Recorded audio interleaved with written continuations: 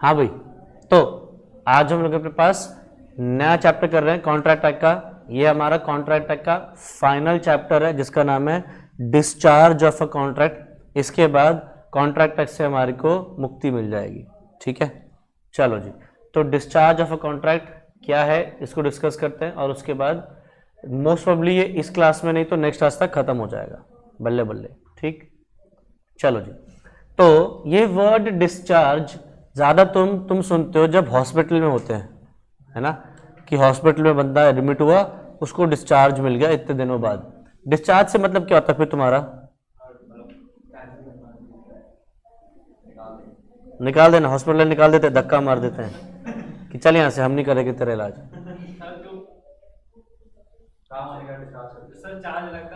Hospital discharge मिलता कब है? अच्छा, फॉर्म भरना पड़ता है तो ठीक है, पर वो फॉर्म कब भरते हो? जब आदमी ठीक हो जाता है या जब बीमार है तभी? जब आदमी ठीक हो जाता है, मतलब जब हॉस्पिटल वालों ने अपना काम पूरा कर दिया, आदमी को ठीक कर दिया और तुमने बिल पे कर दिया। करेक्ट? तो बिल्कुल यहां पे भी यही चीज है। डिस्चार्ज ऑफ अ कॉन्ट्रैक्ट का मतलब क्या है? आप कॉन्ट्रैक्ट से छूट कैसे सकते हो? तो कॉन्ट्रैक्ट से छूट कैसे सकते हो? या तो आप कॉन्ट्रैक्ट पूरा कर दो, दोनों पार्टीज अपने अपने रिस्पेक्टिव प्रोमिसेस परफॉर्म कर दे, जो कि हम पढ़ चुके परफॉर्मेंस ऑफ कॉन्ट्रैक्ट।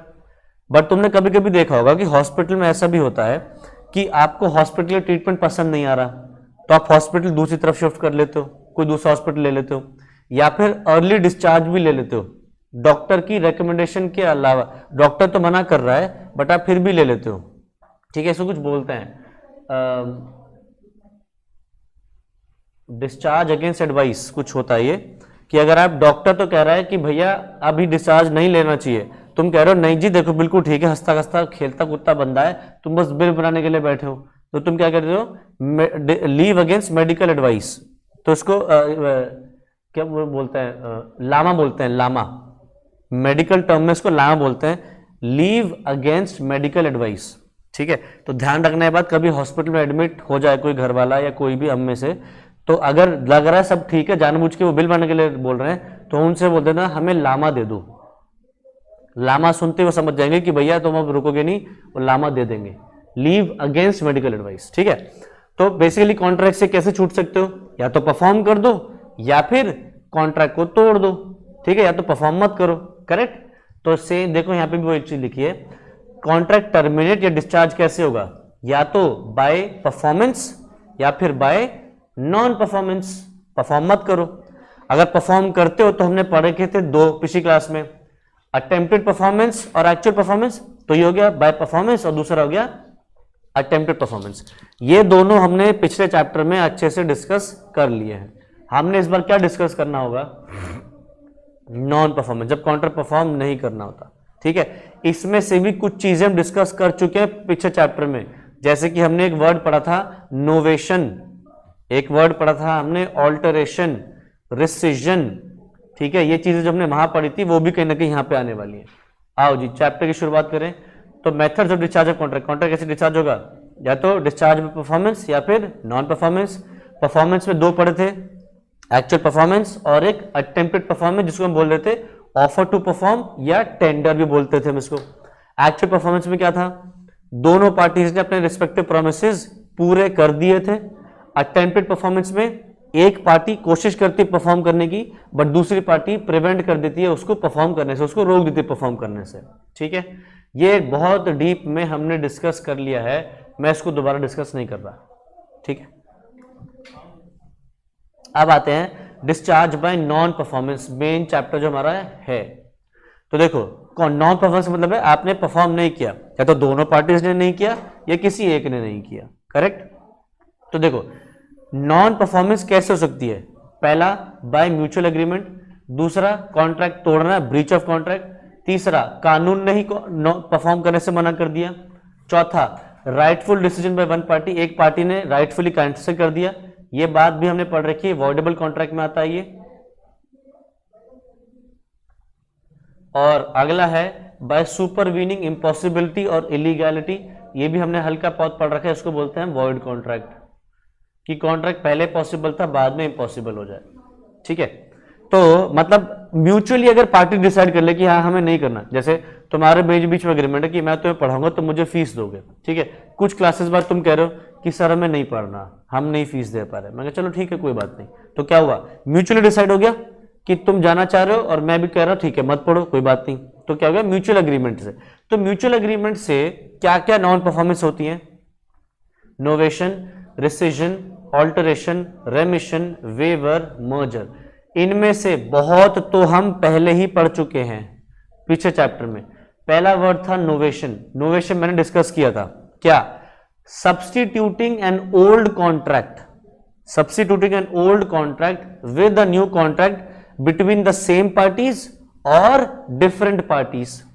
याद करो मैंने एग्जांपल दिया था पिछली क्लास में कि हमने डिस्कस किया कि मैंने तुमसे क्या कहा, मैंने कॉन्ट्रैक्टर रखा, कॉन्ट्रैक्टर से क्या कहा कि कॉन्ट्रैक्टर तू मेरा घर बना दियो, ठीक है, वो 2 ही दिन हुए थे, काम आया ही था करने, मैंने उसको 2 दिन में क्या कह दिया कि तू एक काम कर, मेरा घर मत बना, तू पहले मेरा ऑफिस बना दे।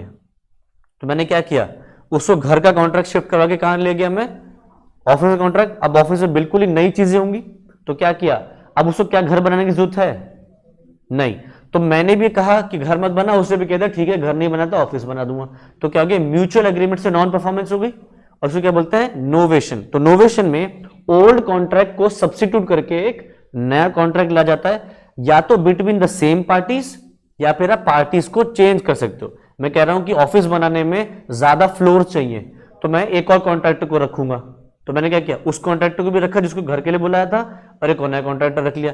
तो नोवेशन में न्यू पार्टीज भी आ सकती है, जरूरी नहीं है आए, आ भी सकती है नहीं भी आ सकती है, बट इसके अंदर मेन चीज क्या है, old contract will be substituted by a new contract, ठीक। तो ये बात हमने पढ़ ली है, novation occurs when new contract is substituted for an existing contract between the same parties or between existing party, between the same parties or between new parties. Same parties तो है ही ना, between the same parties or between new parties, ठीक है। तो इसके अंदर क्या है, पहली चीज, there must be a valid enforceable new substitute contract. बड़े सारे वर्ड एक कॉन्ट्रैक्ट के साथ जोड़ दिए, मतलब कॉन्ट्रैक्ट से पहले को क्या क्या, valid, enforceable, new, substitute contract. तो कॉन्ट्रैक्ट कैसा होना चाहिए, वैलिड होना चाहिए, इन्फोर्सेबल होना चाहिए, मतलब लॉ उसको अलाउ करे, नया होना चाहिए, और क्या करना चाहिए, पुराने कॉन्ट्रैक्ट को सब्स्टिट्यूट करता हुआ होना चाहिए। फिर consent of all the parties required, कि भैया कॉन्ट्रैक्टर भी कह रहा है हाँ भाई घर बनाऊंगा, ऑफिस बना दूंगा, और मैं भी कह रहा हूं कि हाँ घर मत बना ऑफिस बना दे, तो दोनों पार्टी से कंसेंट चाहिए। And novation should take place before the breach or expiry of old contract. तो क्या घर बना दिया तो उसने मेरा, नहीं, अगर मैं उससे कह दूं कि तू घर बना दे, उसने घर बना दिया, 75% घर बना दिया है, अब मैं उसे कह रहा हूं काम कर घर छोड़ ऑफिस बना दे, तो वो क्या कहेगा, ठीक है बट 75% जितना अमाउंट की पेमेंट करो या नहीं करो, कहेगा ना। यानी कि नोवेशन क्या होना चाहिए, before the breach or expiry of the old contract, से पहले पहले हो जाना चाहिए। अगर पूरा घर बना दिया, अब मैं उससे कह रहा हूं कि सुन ऑफिस घर छोड़ ऑफिस बना दे मेरा, कह रहा घर छोड़, घर तो बन गया है कि नहीं, तो नोवेशन अब हो सकता है क्या, नहीं, अब तो घर बन गया भाई, अब तो नया कॉन्ट्रैक्ट होगा ऑफिस का, घर का तो कॉन्ट्रैक्ट कंप्लीट हो चुका है, अब तो घर की पेमेंट करनी पड़ेगी, ठीक। नेक्स्ट क्या है, ऑल्टरेशन। ऑल्टरेशन में क्या होता है, आप कॉन्ट्रैक्ट के कुछ टर्म्स एंड कंडीशन में स्लाइड चेंज करते हो, आप पूरा कॉन्ट्रैक्ट खत्म करके नया कॉन्ट्रैक्ट एंटर नहीं करते, सिर्फ क्या करते हो, टर्म्स एंड कंडीशन में एक स्लाइड कोई चेंजेस कर देते हो। जैसे तुम मेरे पास क्या कह रहे कि सर हमें सीए फाउंडेशन या सीए फाउंडेशन पढ़ना है फॉर जून अटेम्प्ट, मैंने कहा चलो पढ़ लेना। फिर कुछ टाइम बाद कहते हो कि नहीं सर जून में हमें लग रहा है मुश्किल है, हम नवंबर का अटेम्प्ट देंगे, जून वाला अटेम्प्ट नहीं देंगे, तो ये क्या हो गया, ऑल्टरेशन। टर्म्स एंड कंडीशन में स्लाइड चेंज है, नया कॉन्ट्रैक्ट नहीं आ रहा, कॉन्ट्रैक्ट वही चलेगा बट स्लाइड चेंजेस। या फिर मैं कॉन्ट्रैक्टर से कहेगा कि तू मेरा घर बना दे, जब घर आने का कॉन्ट्रैक्ट किया तो मैंने क्या कहा था, ग्राउंड फ्लोर फर्स्ट फ्लोर बना दियो। फिर मैंने कहा यार एक काम कर, फर्स्ट फ्लोर के ऊपर ना एक बाथरूम और छोटा सा और बना दे, कि मुझे अपने मेड वगैरह के लिए बाथरूम चाहिए, वो तू ऊपर बना दे फर्स्ट फ्लोर पे। तो वो क्या किया, घर बनाने के कॉन्ट्रैक्ट में एक छोटा सा नया चीज डाली, तो दैट इज ऑल्टरेशन, ठीक है। तो it means change in one or more of the terms of a contract. Alteration is valid if it is done with the consent of all the parties to the contract. अरे भाई consent तो सभी की चाहिए, क्योंकि हम क्या पढ़ रहे हैं, म्यूचुअल एग्रीमेंट। म्यूचुअल एग्रीमेंट का मतलब ही क्या है, दोनों पार्टी से एग्रीमेंट होना चाहिए। तो ये बात बार बार लिखी जाएगी, हमें पता होनी चाहिए, बात तो वैलिड होगी होगी। Consent with all the parties. In case of alteration the terms of the contract may be altered but the parties will remain the same. Parties नहीं चेंज होने वाली, नोवेशन में पार्टीज चेंज हो भी सकती, नहीं भी हो सकती, ऑल्ट्रेशन में नहीं चेंज होने वाली। क्लियर है? तो नोवेशन क्या है? It means substitution of old contract with the new contract by mutual agreement between the parties. It means change in the terms of the existing contract. Parties में either remain the same और a third party में be introduced. Parties इसमें same रहती हैं। It cancels the old contract and thus it need not be performed. It does not cancel the original contract. The original contract is performed in a modified manner. ये जो word rescind है, ये cancel होता है, इसका मतलब ये बार बार पता होना चाहिए। ठीक, अगला क्या है? rescission। rescission का मतलब क्या है? जहां पे तुम मेरे पास पढ़ने आए, कहते हो कि सर May 23 के लिए पढ़ना है, 2 दिन हुए और तुमने क्या कह दिया, सर हमें नहीं पढ़ना, हमारे को मुश्किल लग रहा है, हम CA में नहीं, हम कुछ और ही करेंगे, हम BCom करेंगे। ठीक है, तो क्या हुआ, अब तुम मुझसे पढ़ने नहीं चाह रहे, मैं भी कह रहा हूं ठीक है चले जाओ, तो म्यूचुअली एग्री हुआ कि भैया कॉन्ट्रैक्ट परफॉर्म नहीं करते, तो ये क्या हो गया, कैंसिल हो गया और डिस्चार्ज हो गया हम कॉन्ट्रैक्ट से। तो when the parties to a contract agree to cancel it या rescind it, the contract need not be perform. In case of rescission only the old contract is cancelled and no new contract comes to exist in its place. पुराना contract खत्म होगा और नया contract arise नहीं होगा। ठीक है, अगर तुम मेरे पास सर क्या कहते हो, सर हमें सीए या सीएमए फाउंडेशन के लिए पढ़ना है, कुछ दिन पढ़ाई करी और फिर क्या कहते हो कि सर अभी ये नहीं पढ़ना, आप एक काम करो मुझे बीकॉम के पढ़ा दो, बीकॉम के लिए पढ़ा दो, मैं सीए सीएमए नहीं करना चाह रहा, मुझे छोड़ना है, मुझे बीकॉम करना है, मुझे बीकॉम के लिए पढ़ा दो। बताओ क्या है ये?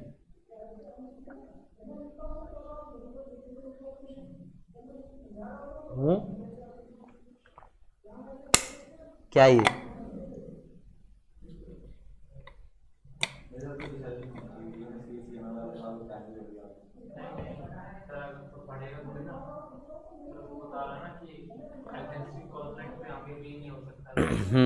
तो क्या है ये तेरे हिसाब से, क्या है? ऑल्टरेशन, ये नोवेशन है। सीए सीएमए फाउंडेशन जो भी पढ़ने आए थे उसको छोड़ के नया काम शुरू करना है, बीकॉम। क्या हमने एग्जिस्टिंग कॉन्ट्रैक्ट में कोई चेंजेस किए थे कि छोटा मोटा चेंज किया है? नहीं, बहुत बड़ा चेंज किया भैया, कोर्स ही बदल दिया हमने। तो this is substitution of new contract with an old contract, मतलब ओल्ड कॉन्ट्रैक्ट को सब्स्टिट्यूट कर दिया हमने न्यू कॉन्ट्रैक्ट से। तो this is novation, this is not alteration, this is not rescission. Rescission में कॉन्ट्रैक्ट खत्म होता, नया कॉन्ट्रैक्ट नहीं आता कुछ। यहां पे तुमने क्या बोला, सीए या सीएमए की जगह पे दूसरा कुछ पढ़ाना है, तो एक खत्म हो रहा है तो दूसरा अराइज हो रहा है ना। रिसिजन में दूसरा कॉन्ट्रैक्ट नहीं जन्म लेता। ठीक, आगे बढ़े। नेक्स्ट है रेमिशन, वेवर। ये दोनों सेम सेम से हैं, तो रेमिशन या वेवर ऑलमोस्ट सेम है। रेमिशन मतलब क्या है कि आपको जो परफॉर्मेंस लेनी थी, आपने उस परफॉर्मेंस में कुछ चीज माफ कर दी, डिस्पेंस कर दिया। पैसे लेने थे, थोड़े बहुत पैसे कम ले लिए, जाने दिया कुछ चीजों को। जैसे मैंने डिस्कस किया था पिछली क्लास में भी कि तुम आए कि सर हमें अकाउंट्स भी पढ़ना है, मैं अकाउंट्स भी पढ़ा रहा हूं। अब मैंने तुमसे क्या कहा था, एग्जाम्पल लो, याद करो कि भैया फर्स्ट 2-3 लेक्चर्स होते हैं अकाउंट्स के जो बुक में होते हैं, वो बहुत बेसिक्स वाले हैं जो तुम लोगों ने अपने पास 11th-12th में भी पढ़ रखे हैं। मैं तुमसे क्या कह रहा हूं कि ये भी पढ़ा हो दूंगा, तुम कह रहे हो अरे सर जान दो, ये फर्स्ट 1-2-3 लेक्चर्स जो है बेसिक लेक्चर्स हैं, ये हमें पता है, चैप्टर्स हम लोग को पता है, तो आप ये मत कराओ, आप बेसिक इंपॉर्टेंट चैप्टर्स करवा दो, ये हम खुद पढ़ लेंगे। तो क्या किया, मेरा काम था वो भी पढ़ाना, तुमने क्या कह दिया कि सर वो छोड़ दो, जान दो, इजी चैप्टर्स है, हमें आते हैं, वो छोड़ दो। तो वो क्या हुआ, रेमिशन हो गया या वेवर हो गया। तो तुमने क्या किया, परफॉर्मेंस कम ली, जो परफॉर्मेंस थी मेरी वो कम ली, या तो पूरी तरह कम ली या पार्टली कम ली। ठीक, या लाइबिलिटी है, तुमने मुझे फीस देनी है और मैंने क्या कह दिया, 100 रुपये उसमें माफ कर दिए। तो मैंने क्या किया, अपनी पैसे जो मुझे जो पैसे मिलने हैं वो क्या करिए, थोड़े से रेमिट कर दिए, माफ कर दिए। तो या तो अगर पूरी तरह माफ कर दो तो भी रेमिशन बोलेंगे, थोड़ा बहुत अमाउंट माफ कर दो तो भी। जैसे फॉर एग्जांपल चिराग ने फॉर एग्जांपल एक लड़की है सुनेहा फॉर एग्जांपल, या नेहा, फॉर एग्जाम्पल चिराग को नेहा से कुछ पैसे लेने हैं, ठीक है। अब हुआ क्या, चिराग और नेहा की शादी हो गई फॉर एग्जाम्पल, तो क्या चिराग अब नेहा से पैसे लेगा? बोल मध्यो की लेगा, जूते मारेगी इतने, है ना। तो क्या हुआ, अब अपनी वाइफ से पैसे नहीं लेगा, तो क्या किया, रेमिशन कर दिया, पूरा का पूरा पैसा माफ कर दिया। और वहीं अगर दोस्त है, बेस्ट फ्रेंड है, तो क्या करेगा, अरे चल कोई बात नहीं है, तू 100 रुपए कम दे दे, 50 रुपए कम दे दे, 10-20 रुपए कम कर दे, तो वो भी रेमिशन में काउंट होगा, ठीक है। तो रेमिशन में क्या है, आप डिस्पेंस कर देते हो, माफ कर देते हो, या तो पूरा या कुछ पैसा, परफॉर्मेंस माफ कर देते हो पूरी या कुछ, या फिर एक्सटेंड कर देते हो टाइम ऑफ परफॉर्मेंस, मतलब थोड़ा सा मोहलत और दे देते हो वक्त की, या फिर कुछ और चीज एक्सेप्ट कर लेते हो इंस्टेड ऑफ परफॉर्मेंस। चिराग ने नेहा से क्या कहा कि तू एक काम कर, तुझे मुझे 5,000 रुपए देना, फॉर एग्जाम्पल 5,000 रुपए देना है, तो एक काम कर, तू 5,000 रुपए देने की जगह पे मुझे कुछ 5,000 का सामान दे दे, पैसे मत दे। या फिर क्या कह सकता है कि जो तुझे 5,000 रुपए 1 महीने बाद देने थे, वो क्या कर, 3 महीने की मोहलत बाद दे दे, टाइम एक्सटेंड कर लिया, ठीक है। तो इसको क्या बोलते हैं हम, रेमिशन। इसके लिए भी जरूरी चीज क्या है, दोनों पार्टी से कंसेंट होनी चाहिए, करेक्ट। अब मान लो चिराग ने नेहा से क्या कहा कि 5,000 में तू 4,900 दे दे, 100 रुपए माफ कर देता हूं, ठीक है। अब क्या नेहा को 100 रुपए देने पड़ेंगे? नहीं। अच्छा, अब कुछ दिन बाद चिराग की नेहा से लड़ाई हो गई, कह रहा है तू मेरे को 100 रुपए वापस कर, जो मैं तुझे माफ किए थे ना, वो 100 रुपए वापस कर मुझे। बताओ 100 रुपए नेहा वापस करेगी या नहीं? नहीं, क्योंकि एक बार चिराग ने उसको माफ कर दिया, तो अब उसको वो परफॉर्मेंस करने की जरूरत नहीं है, क्योंकि वो डिस्पेंस विद हो गई है, माफ हो गई है, ठीक है। चलो नेक्स्ट, वेवर भी सेम ही चीज है। आपके पास कोई अधिकार है, आपके पास एक राइट है, आपने वो राइट अबैंडन कर दिया है, जाने दिया है कि कोई बात नहीं, ये छोड़ दो, कोई बात नहीं। तो रेमिशन और वेवर मोस्टली सेम है, ठीक है। नेक्स्ट क्या है, मर्जर है।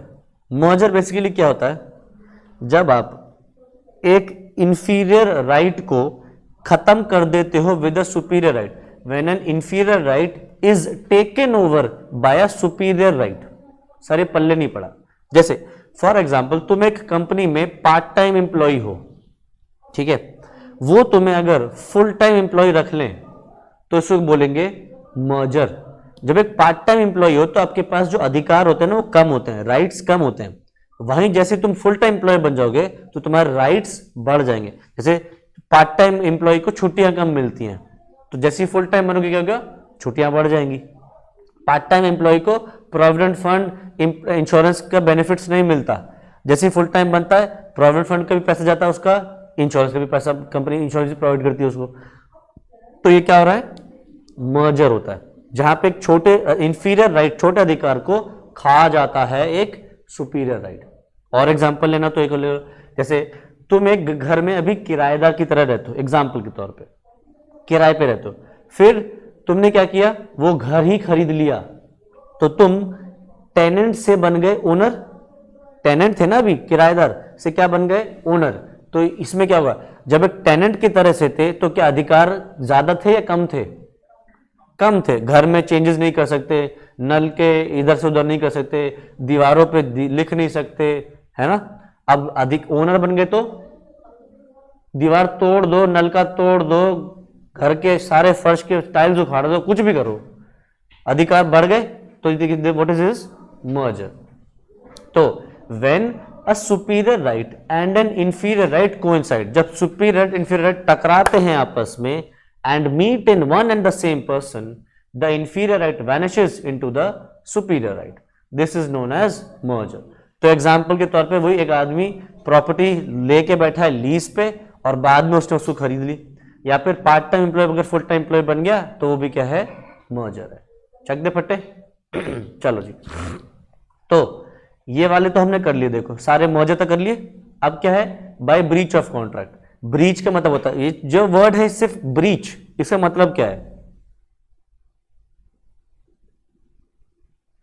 मैं कह रहा हूं अभिषेक ब्रीच्ड द वॉल, मतलब क्या है, अभिषेक ने दीवार तोड़ दी।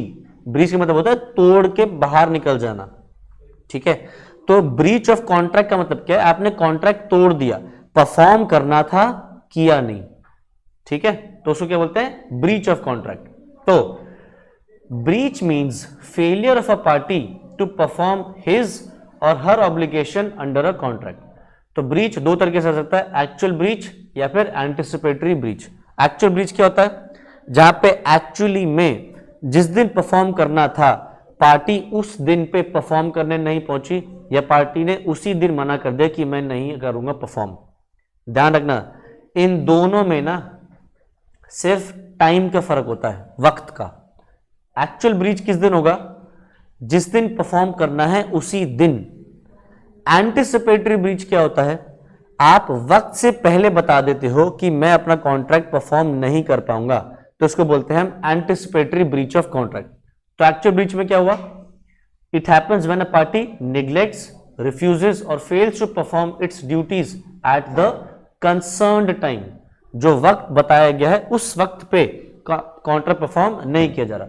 It does not happen before time, वक्त से पहले कॉन्ट्रैक्ट कैंसिल नहीं होगा, जिस वक्त करना है उसी वक्त परफॉर्म मना हो रहा है। द रिफ्यूजल ऑफ परफॉर्मेंस में बी एक्सप्रेस और इंप्लाइड। ठीक है, तो या तो बोल के या आपके एक्शन से भी हो सकता है कि मान लो जैसे शाहरुख खान ने कहा कि वो स्टार स्क्रीन अवार्ड्स पे 25 दिसंबर को पहुंचेगा परफॉर्म करने, और 25 दिसंबर को शाहरुख खान नहीं पहुंचा, तो उसने कुछ कम्युनिकेट नहीं किया, बोला नहीं, बट वो बस पहुंचा नहीं, तो ये क्या हो गया, इंप्लाइड। इंप्लाइड, एक्चुअल ब्रीच तो हो गया, एक्चुअल ब्रीच के अंदर इंप्लाइड ब्रीच। इंप्लाइड ब्रीच मतलब है आपके एक्शंस, आपका कंडक्ट, आपके बिहेवियर से कैंसिल हो गया। ये भी कह सकता था ना शाहरुख की फोन करके बता दे कि मैं नहीं आ पाऊंगा, तो अगर उसने फोन करके बता दिया तो वो गया एक्सप्रेस, और अगर फोन नहीं करा, बस पहुंचा ही नहीं, कुछ बोला नहीं, तो वो क्या गया, इंप्लाइड ब्रीच। ठीक है। नेक्स्ट है एंटिसिपेटरी ब्रीच। तो एंटिसिपेटरी ब्रीच का मतलब क्या है, वक्त से पहले अगर पार्टी को लग जाए कि मैं कॉन्ट्रैक्ट परफॉर्म नहीं कर पाऊंगा, तो उसको क्या बोलते हैं हम, एंटिसिपेटरी ब्रीच ऑफ कॉन्ट्रैक्ट।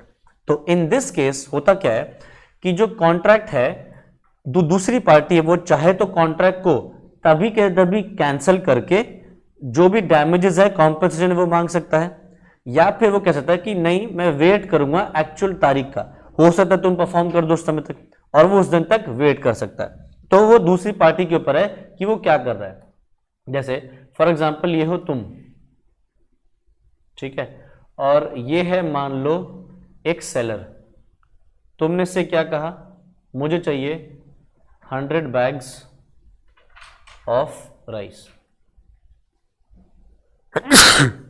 ठीक है, अब तुमने उससे क्या बोला था कि तुम्हें ये 100 बैग्स ऑफ राइस कब चाहिए, 30 डेज के बाद।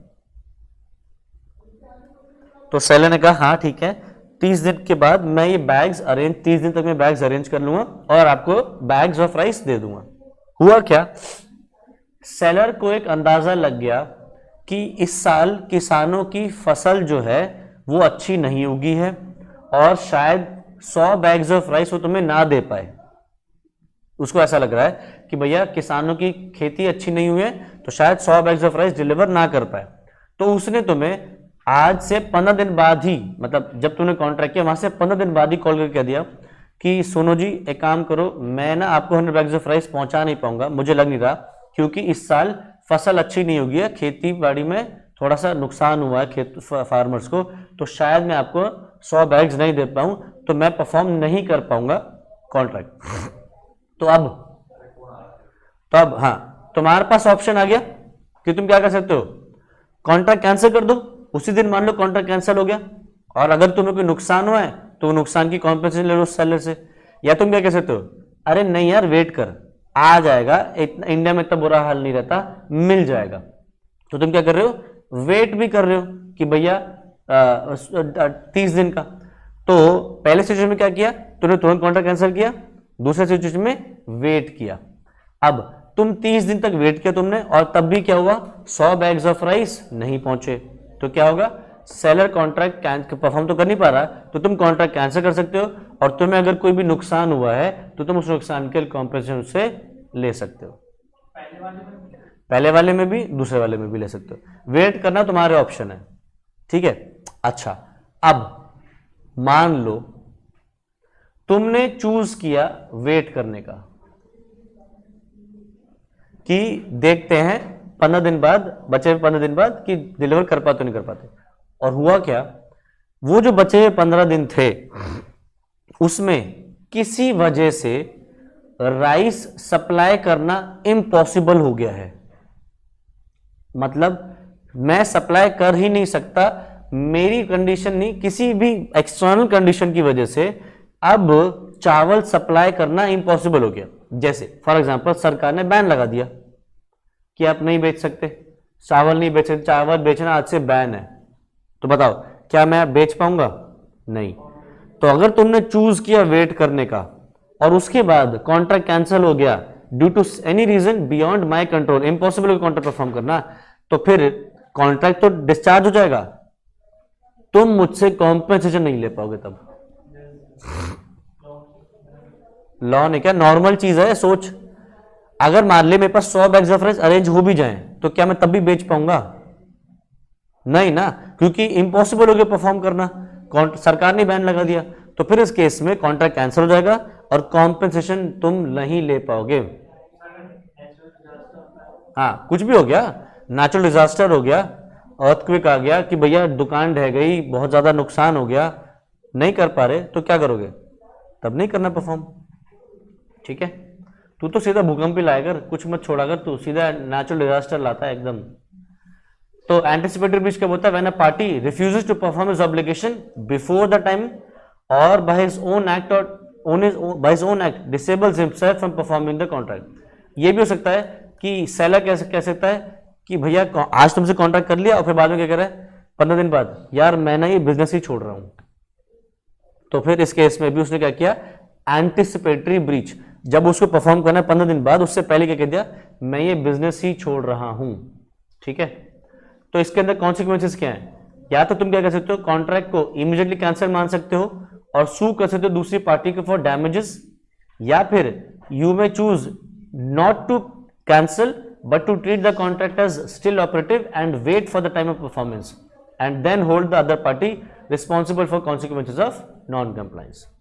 So in this case, he will keep the contract alive for the benefit of the other party as well as his known, and the guilty party may still perform his contract. If the contract is not cancelled and subsequently an event happens which discharges the contract legally, the aggrieved party loses his right to sue for damages. Clear है? चलो जी, तो ये वाला भी हो गया। Next है bye operation of law. अगर कानून ही अलाउ कर दे नॉन परफॉर्मेंस तो फिर काउंटर परफॉर्म करने की जरूरत नहीं है। तो पहला है इन केस ऑफ डेथ। तो देखो एग्जाम्पल तो हमने ये बार बहुत बार ले चुका है, दोबारा ले रहा हूं। तुम्हें आंख का ऑपरेशन करवाना है डॉक्टर से, और जिस दिन डॉक्टर से ऑपरेशन करवाना था उससे पहले डॉक्टर की डेथ हो गई। ठीक है, बताओ क्या आप डॉक्टर के बेटे से ऑपरेशन करा लोगे अगर वो डॉक्टर नहीं है तो? या डॉक्टर की बीवी से अगर वो डॉक्टर नहीं है तो? नहीं ले सकते, नहीं करवाओगे ना। यानी कि अगर पर्सनलाइज्ड सर्विसेज हैं, पर्सनल नेचर की सर्विसेज हैं, तो अगर जो प्रॉमिसर है उसकी डेथ हो जाएगी तो कॉन्ट्रैक्ट परफॉर्म करने की जरूरत नहीं है, कॉन्ट्रैक्ट से आप डिस्चार्ज हो गए। और वो तो डिस्चार्ज हो ही गया, वो तो लायबिलिटी से कि वो तो दुनिया से डिस्चार्ज हो गया है कि नहीं, वो तो दुनिया के हर चीज से डिस्चार्ज हो गया। तो यहां पे बात डेथ वाली आ रही है। ठीक है, बट अगर बात आती है किसी और चीज की जो पर्सनल नेचर की नहीं है, तो कॉन्ट्रैक्ट परफॉर्म कौन करेगा? फिर लीगल रिप्रेजेंटेटिव पूरा करेगा। ठीक है,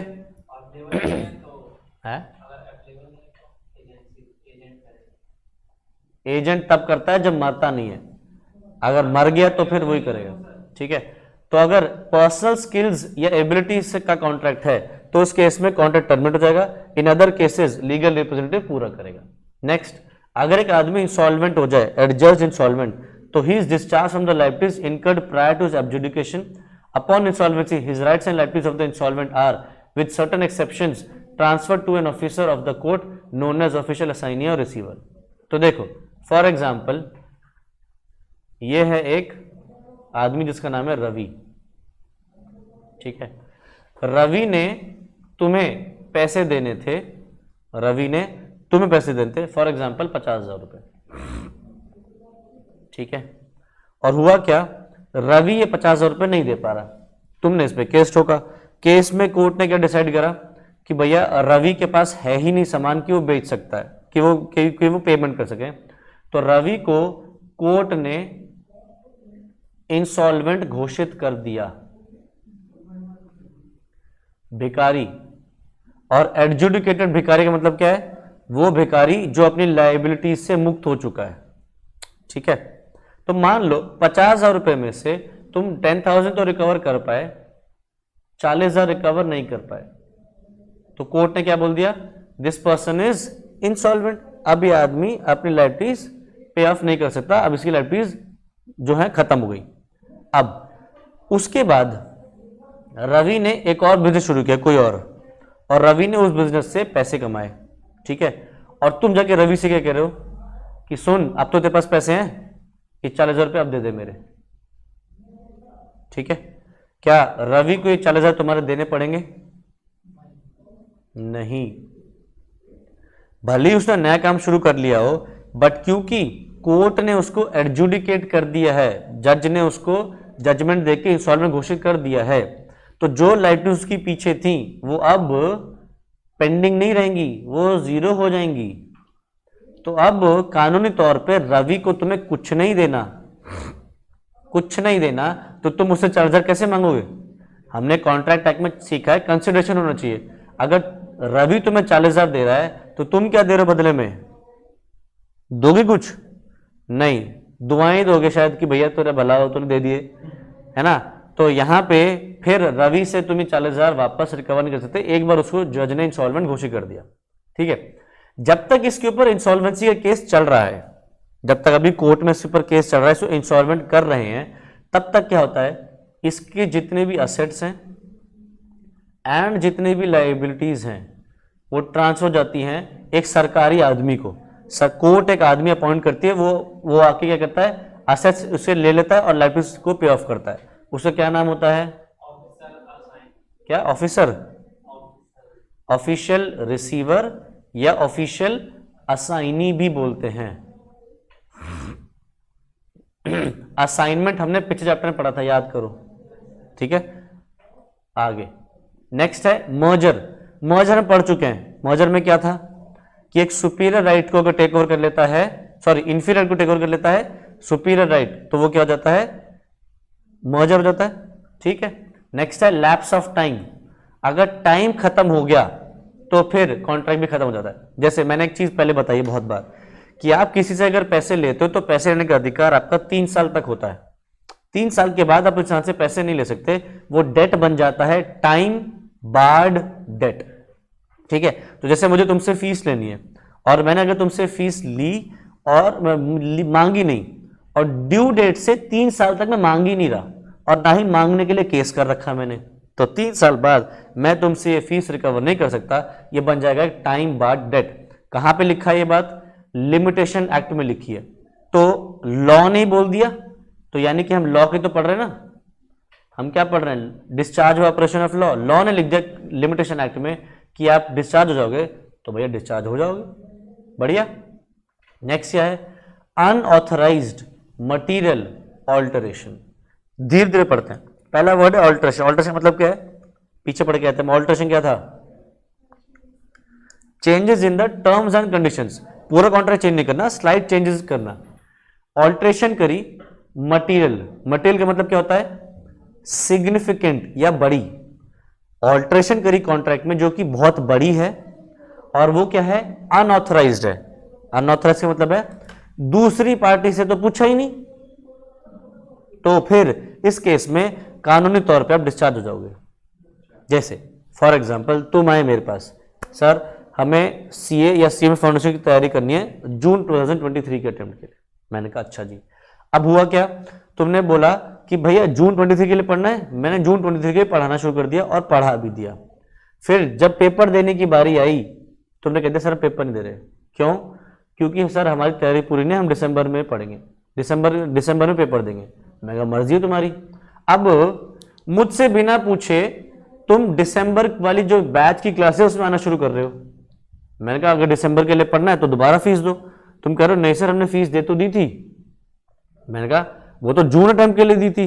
तुम कह रहे हो नहीं सर वो तो आपको बताया तो था हमने, मगर तुम मुझसे थोड़ी पूछा था, अपने आप से तुमने क्या किया, एक मटेरियल ऑल्टरेशन किया जो कि अनऑथराइज था।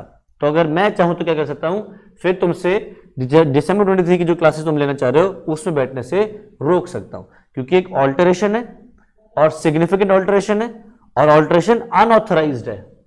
हमने पढ़ा था ना ऑल्टरेशन में, ऑल्टरेशन क्या होना चाहिए, बाय म्यूचुअल एग्रीमेंट, दोनों पार्टी की कंसेंट होनी चाहिए, दोनों पार्टी की कंसेंट है नहीं फिर भी आप ऑल्टरेशन कर रहे हो और बड़ा चेंज कर रहे हो, तो फिर मुझे आगे काउंटर परफॉर्म करने की जरूरत नहीं है। मतलब मुझे दिसंबर 23 के अगर नहीं बिठाना तो मैं चाहो तो तुम्हें नहीं बिठा सकता।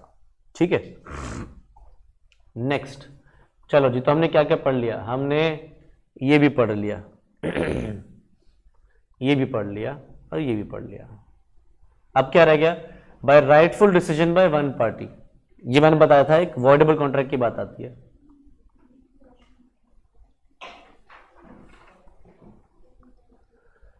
अच्छा, अभी ये पहले ये वाला डिस्कस कर रहे हैं, कहाँ, हाँ हाँ जा, सुपरवीनिंग इम्पॉसिबिलिटी और इलीगैलिटी।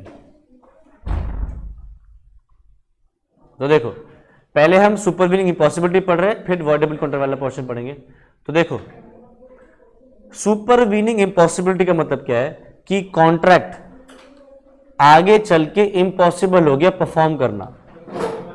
हाँ, मतलब कॉन्ट्रैक्ट जो है आपका डिस्चार्ज हो गया क्योंकि वो इम्पॉसिबल हो गया टू परफॉर्म। तो सबसे पहला है pre contractual impossibility. Pre contractual impossibility का मतलब क्या है, कॉन्ट्रैक्ट परफॉर्म होने से पहले ही इम्पॉसिबल हो चुका था परफॉर्म करना। जैसे मैंने तुमसे कॉन्ट्रैक्ट किया था कि मैं तुम्हें एक कुत्ता दूंगा, डॉग बेचूंगा और तुम मुझे बदले में पैसे दोगे। अब हुआ क्या, कॉन्ट्रैक्ट जब हमने किया था उससे पहले ही वो डॉग मर चुका था, वो कुत्ता मर चुका था। तो क्या मैं कुत्ता दे सकता हूं तुम्हें अब? नहीं। तो ये क्या हो गया, प्री कॉन्ट्रैक्चुअल इम्पॉसिबल, कॉन्ट्रैक्ट से पहले, प्री मतलब पूर्व, पहले, और इम्पॉसिबल हो गया। ठीक, तो फिर यहां पे कॉन्ट्रैक्ट परफॉर्म करने की जरूरत नहीं है। अच्छा ध्यान से समझना, अगर मुझे भी नहीं पता कि कुत्ता मर चुका है, तुम्हें तो कैसे पता होगा, तुम तो जानते भी नहीं, तुमने तो देखा भी नहीं भी। तो इस केस में अगर मुझे भी नहीं पता और तुम्हें भी नहीं पता तो ये क्या बनेगा,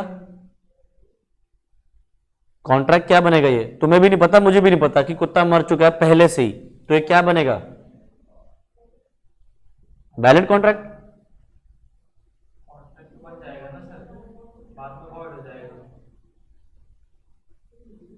वैलिड कॉन्ट्रैक्ट इनवैलिड होगा, क्यों?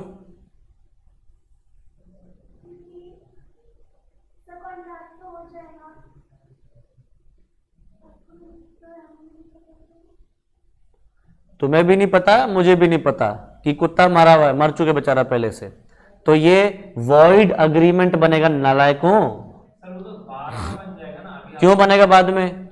सर किसी को पता ही नहीं है किसी को पता ही नहीं। तो भैया जिस चीज पे हम डील कर रहे हैं, जो सब्जेक्ट मैटर है, क्या वो सब्जेक्ट मैटर एग्जिस्ट करता है? सब्जेक्ट मैटर क्या हमारे लिए, डॉग, क्या वो डॉग एग्जिस्ट करता है? नहीं। तो जिस चीज को बेचने के लिए हम निकले हैं वो है ही नहीं, तो वो पहले से ही वॉइड है। It is void ab initio, void from the very beginning. तो this is a void agreement.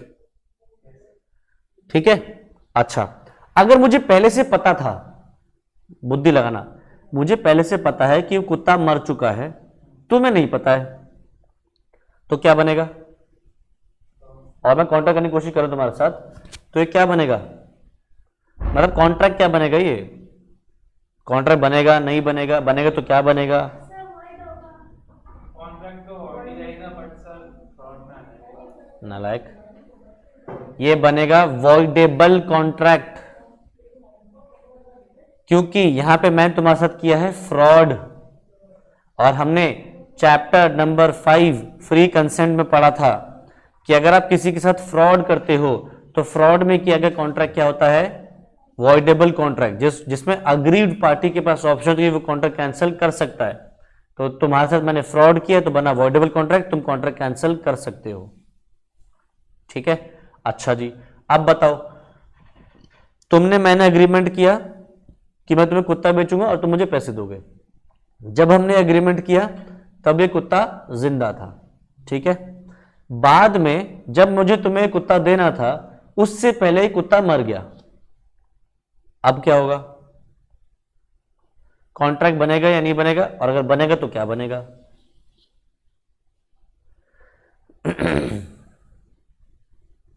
जब कॉन्ट्रैक्ट किया कुत्ता जिंदा था, फिर कुछ दिन बाद जब मुझे तुम्हें देना था उससे पहले कुत्ता मर गया, ठीक। तो सोच के बताओ ये कॉन्ट्रैक्ट बनेगा या नहीं बनेगा, और अगर बनेगा तो क्या बनेगा?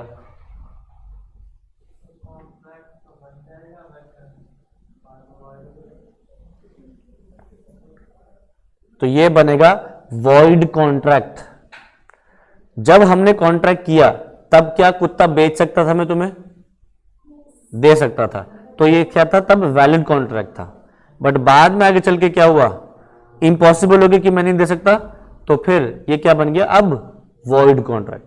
तो वॉइड एग्रीमेंट और वॉइड कॉन्ट्रैक्ट में फर्क क्या है? वॉइड एग्रीमेंट में पहले से ही कॉन्ट्रैक्ट पॉसिबल नहीं है। वॉइड कॉन्ट्रैक्ट में क्या है? पहले पॉसिबल था, बाद में इम्पॉसिबल हो गया किसी वजह से, ठीक है। अच्छा जी, बताओ मुझे इन तीनों केसेस में जो हमने डिस्कस किए, अगर तुम मुझे कुत्ते को कुछ एडवांस दे चुके हो, क्या तुम वो एडवांस वापस ले सकते हो? ले सकते हो, क्योंकि पहला एग्जांपल क्या था? हम दोनों को ही नहीं पता था, तो तुम वापस ले सकते हो। दूसरे एग्जांपल में मैंने तुम्हारे साथ फ्रॉड किया था, तब ले सकते हो, वो भी ले सकते हो, डैमेजेस भी ले सकते हो। तीसरे केस में कुत्ता बेचारा बाद में मर गया और हम में से किसी को हमें बाद में पता चला, और तब तक वो कॉन्ट्रैक्ट करते वक्त जिंदा भी था, तो तुमने जो एडवांस दिया है तुम वो भी वापस ले सकते हो, ठीक है। अच्छा, और अगर तुम्हें भी पता है और मुझे भी पता है कि जिस कुत्ते का एग्रीमेंट हम कर रहे हैं वो कुत्ता पहले से मर चुका है, बात पता है, अब बोलो।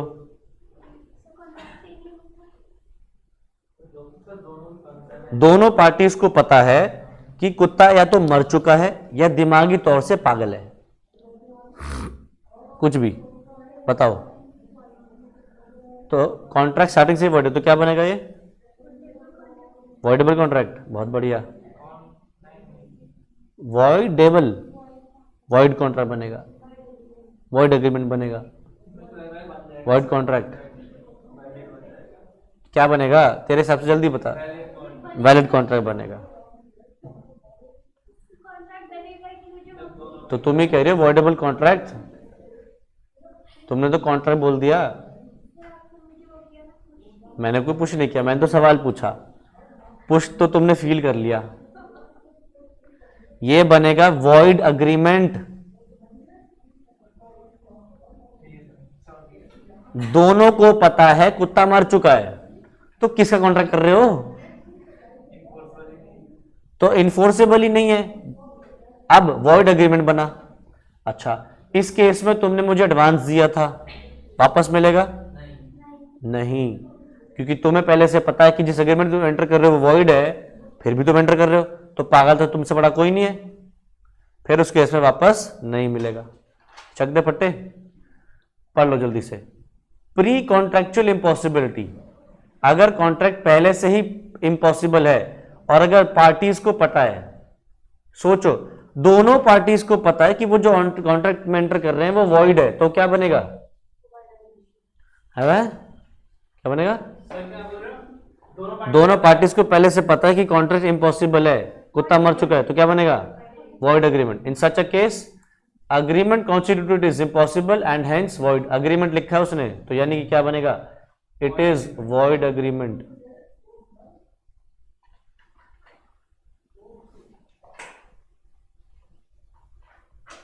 अच्छा, अगर दोनों पार्टीज को ही नहीं पता कि कुत्ता पहले से मर चुका है, मर पहले गया है, दोनों पार्टीज को नहीं पता, तो मर चुका है पहले से, दोनों को नहीं पता है, वॉइड एब इनिशियो। जुबान में तेरे बड़े शब्द फंसते हैं। हाँ, क्या वॉइड इनिशी, एब इनिशियो, वॉइड कॉन्ट्रैक्ट। एक काम करो, लेफ्ट हैंड उठाओ सारे, और एक पड़ोसी के लपड़ लगाओ जल्दी, और फिर राइट हैंड उठाना, अपने दूसरे पड़ोसी के रैप्टर लगाना, दोनों गालों पे पड़ेंगे। अभी डिस्कस करके गया मैं, और फिर वही वो कहते हैं ना, कुत्ते की दुम 12 साल भी नली में रखोगे तो टेढ़ी की टेढ़ी बाहर निकलेगी। तुम भी वो पूंछ की तरह ही हो, टेढ़े के टेढ़े। अभी बोल के हटाता, अरे भाई दोनों पार्टीज को ये पता नहीं है कि कॉन्ट्रैक्ट वॉइड है, कुत्ता मर चुका है, बट जिस सब्जेक्ट मैटर पे वो डील कर रहे हैं क्या वो एग्जिस्ट करता है? नहीं, तो ये बनेगा वॉइड एग्रीमेंट। जिस चीज पे वो डील कर रहे हैं वो पहले ही मर चुका है, सब्जेक्ट मैटर ही एग्जिस्ट नहीं करता। उस वक्त आपने एग्रीमेंट कहा था या फिर तो वॉइड एग्रीमेंट कहा था मैंने तब भी, where both the promise and the promises are ignorant of the impossibility, the contract is void on the grounds of mutual mistake. But sir यहाँ तो लिखा कॉन्ट्रैक्ट इज वॉइड। नहीं, कॉन्ट्रैक्ट इज वॉइड नहीं, एग्रीमेंट इज वॉइड। तो एक नहीं, contract चीज ही exist नहीं कर रही है तो वो सब्जेक्ट मैटर ही नहीं है, तो वो वॉइड है फ्रॉम द वेरी बिगिनिंग। जिस चीज पर आप अग्रीमेंट करने जा रहे हो वो पॉसिबल नहीं है, तो अग्रीमेंट इज वॉइड। इसको अग्रीमेंट कर लो।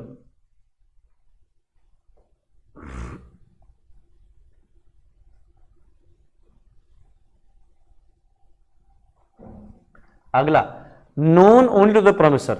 सिर्फ मुझे पता है कि कुत्ता मर चुका है, तुम्हें नहीं पता, तो क्या बनेगा?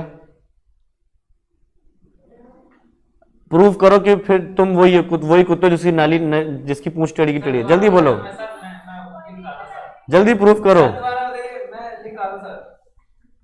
हाँ भाई, वॉइडेबल एग्रीमेंट, ये एक नया टर्म निकाल के लाई है। हाँ, वॉइड कॉन्ट्रैक्ट, हाँ, वॉइडेबल कॉन्ट्रैक्ट। हाँ भाई, थोड़ा सा टाइम देता हूँ। हाँ भाई, पहले एक ही आदमी को पता, जो मैं बेच रहा हूं मुझे पता है कुत्ता मर चुका है, तुझे नहीं पता। बन वो कुत्ता जिसकी नली टेढ़ी होती है, जल्दी जल्दी बन। सोच ले तो अभी तो आपको पता है ना। हाँ हाँ, हो गया time Asha. Void contract, sir voidable agreement, voidable contract, voidable promise. Sir contract sir voidable contract. वो तो नए नए टर्म्स निकाल के ला रही है। वॉइडेबल कॉन्ट्रैक्ट, तो जिसने भी इसके अलावा आंसर दिए थे सबकी नली टेढ़ी की टेढ़ी है। तो if only the promisor knew or had the means to know about the impossibility of contract through reasonable diligence, promisee is entitled to claim compensation for any loss suffered on account of non performance. तो लिख दो आगे, it is a voidable contract.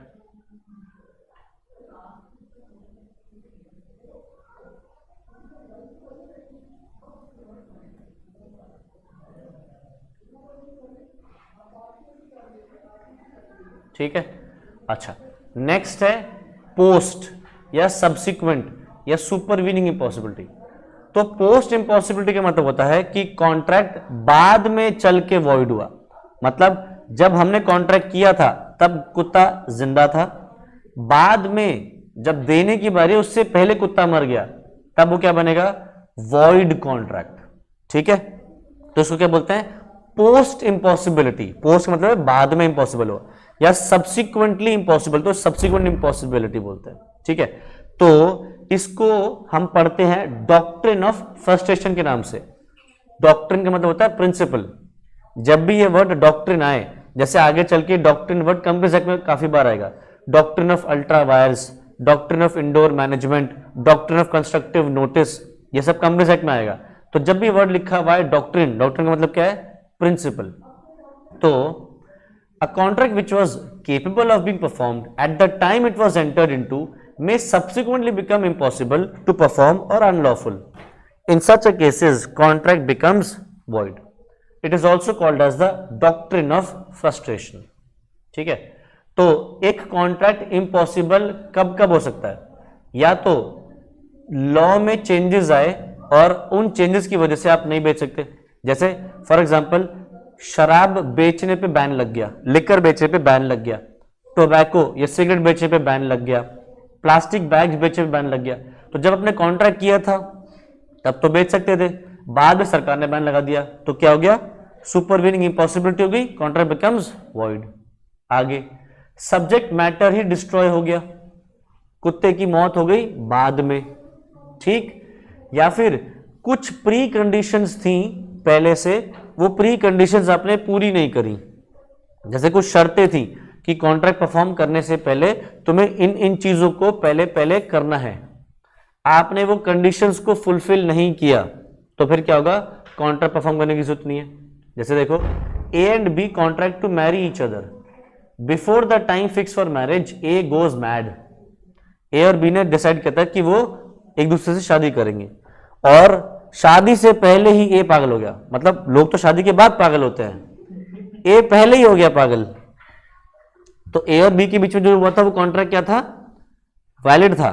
शादी करने की भी ये बात ध्यान रखना, ये बात समझ लो सारे सारे लोग, अपने बेटर हाफ को तुम प्रोमिस करते हो ना कि हम शादी करेंगे, और बाद में अगर तुम शादी ना करो तो तुम पे दूसरी पार्टी केस कर सकती है और कॉम्पेंसेशन ले सकती है।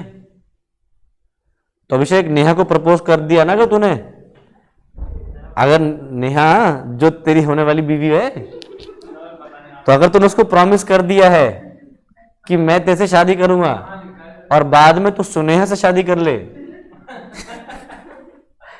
तो नेहा तुझ पे केस कर सकती है, ठीक है। तो क्योंकि आप प्रॉमिस भी करते हो ना दूसरे को शादी करने का, तो कॉन्ट्रैक्ट बनता है, ध्यान रखना है बात। तो A and B contract to marry each other before the time fix for the marriage, A goes mad, तो कॉन्ट्रैक्ट बिकम्स वॉइड, ठीक है। अच्छा, डेथ और इनकैपेसिटी फॉर पर्सनल सर्विसेज। अच्छा एक बात बताओ, इसमें अगर फॉर एग्जांपल अभिषेक ने नेहा से क्या कहा था कि मैं तेरे से शादी करूंगा, नेहा ने क्या कहा, नेहा समझदार है, नेहा ने कहा मैं तेरे से शादी करूंगी, पर कब करूंगी, जब तेरा पैकेज 15 लाख रुपए का हो जाएगा, ठीक है।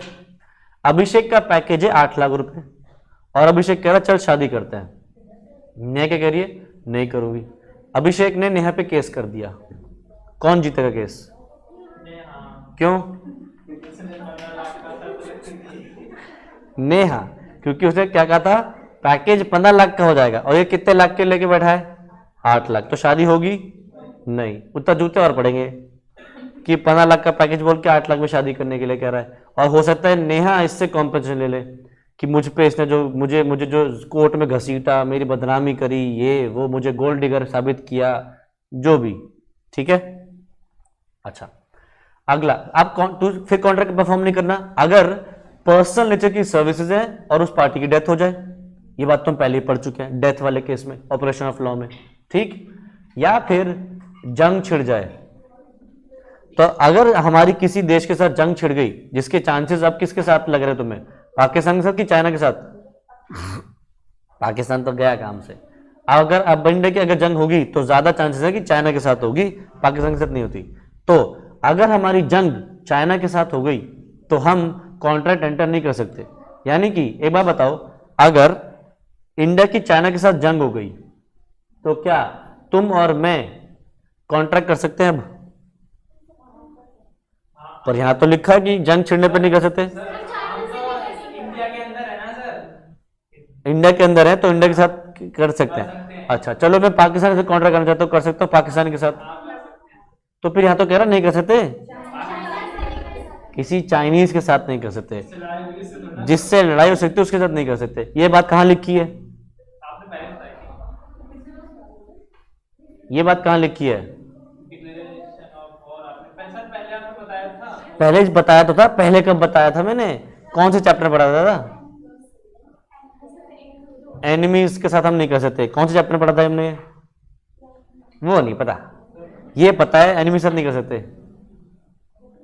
Chapter number 5 free consent, capacity of parties, sorry chapter number 4, हाँ वही चैप्टर नंबर 4 तो रहने दे, मैं अभी वही capacity of parties chapter number 4, वहां पे हमने पढ़ा था कि कुछ लोग स्पेसिफिकली डिस्क्वालिफाइड बाय लॉ होते हैं, उनमें सबसे पहला ही पॉइंट पढ़ा था हमने, एलियन एनिमी, फॉरेन एम्बेसडर, सॉवरेन्स, तो बाद में पढ़ा था शायद एलियन एनिमी। तो हम जिस देश के जंग पे हैं उस देश के किसी भी रेजिडेंट या सिटीजन से तुम कॉन्ट्रैक्ट नहीं कर सकते। ठीक है, अच्छा, तो यहां पे इम्पॉसिबल इन रीजन से भी हो सकता है। एंड एक और चीज होती है कि आपका जो ऑब्जेक्टिव है कॉन्ट्रैक्ट का, अगर वो आपका ऑब्जेक्टिव ही फुलफिल नहीं हो पा रहा तो भी आप कॉन्ट्रैक्ट से डिस्चार्ज हो जाते हो। सर इसका क्या मतलब हुआ? देखो, फॉर एग्जाम्पल ये हो तुम, ठीक है, और तुम में से यहां कोई राहुल गांधी फैन है?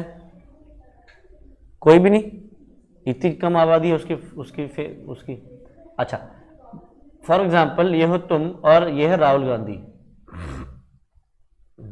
तुमने भी सुना होगा कि राहुल गांधी ने कुछ टाइम पहले भारत जोड़ो यात्रा शुरू कर रखी थी, जहां पे वो कश्मीर से लेके कन्याकुमारी तक मार्च पे निकला हुए थे और वो जो कह रहे थे कि हम पूरे देश को इकट्ठा लाएंगे और हम बीजेपी की सरकार हटाएंगे 2024 में वगैरह वगैरह वाला एजेंडा था उनका।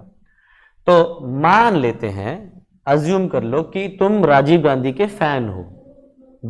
तुम तो कह रहे नहीं हो, मैं सिर्फ अज्यूम कर रहा हूं कि तुम फैन हो, ठीक है, और तुम्हें पता चल गया कि राहुल गांधी अब अगले दिन यहां पे मिलेंगे या वहां पे मिलेंगे या कहीं पे मिलेंगे, ठीक है। तो राहुल गांधी के साथ भीड़ भी खूब चलती है जब राहुल गांधी निकला अपने मोर्चे पे, ठीक है।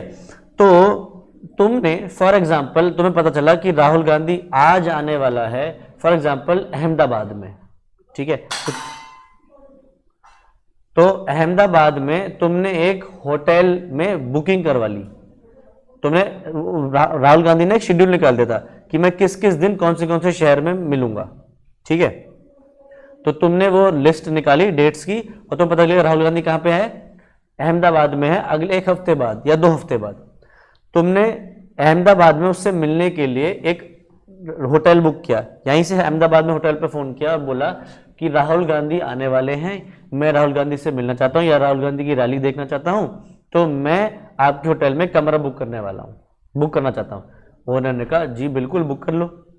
तुमने होटल बुक कर लिया, ठीक है।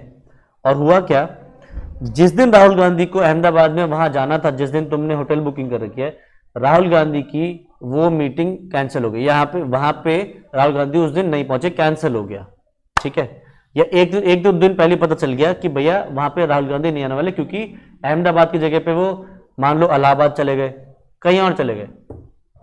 बताओ, अब तुम अहमदाबाद जाना चाहोगे? नहीं, क्यों? तुम्हारा ऑब्जेक्टिव था जो, वो ऑब्जेक्टिव ही डिफीट हो गया। तो ये भी एक सुपरवीनिंग इम्पॉसिबिलिटी में काउंट होता है और पोस्ट कॉन्ट्रैक्चुअल इम्पॉसिबिलिटी फॉल करता है। और यहां पे अगर तुम कॉन्ट्रैक्ट तोड़ देते हो तो ये एक कह सकते हो वॉइड कॉन्ट्रैक्ट बन सकता है और यहाँ पे कॉम्पेंसेशन देने की जरूरत इतनी नहीं पड़ेगी, क्योंकि जो ऑब्जेक्टिव है बाद में चल के जो इम्पॉसिबल हो जाए, सब्सिक्वेंटली जो इम्पॉसिबल हो जाता है, ठीक है। तो देखो, the word impossible in this section has not been used in the sense of physical or literal impossibility. Performance of any act may not be literally impossible, but it may be impracticable and useless from the point of view of the objective and the purpose which the parties had in view. And if an untoward event or change of circumstances totally upsets the very foundation upon which the parties rested their bargain, it can be said that the promiser finds it impossible to do the act which he promised to do. देखो, राहुल गांधी वाले example में क्या तुम अभी भी अहमदाबाद जाके रह सकते हो? रह तो सकते हो ना। क्या प्रैक्टिकली इंपॉसिबल है नहीं जाना? कि भैया राहुल गांधी नहीं तो तुम अहमदाबाद भी नहीं जा सकते, अहमदाबाद में उस होटल में भी रुक सकते नहीं ना, प्रैक्टिकली तो पॉसिबल है। तो वो यहां पे क्या कह रहा है कि इम्पॉसिबल का मतलब ये नहीं कि फिजिकल या लिटरल इम्पॉसिबिलिटी।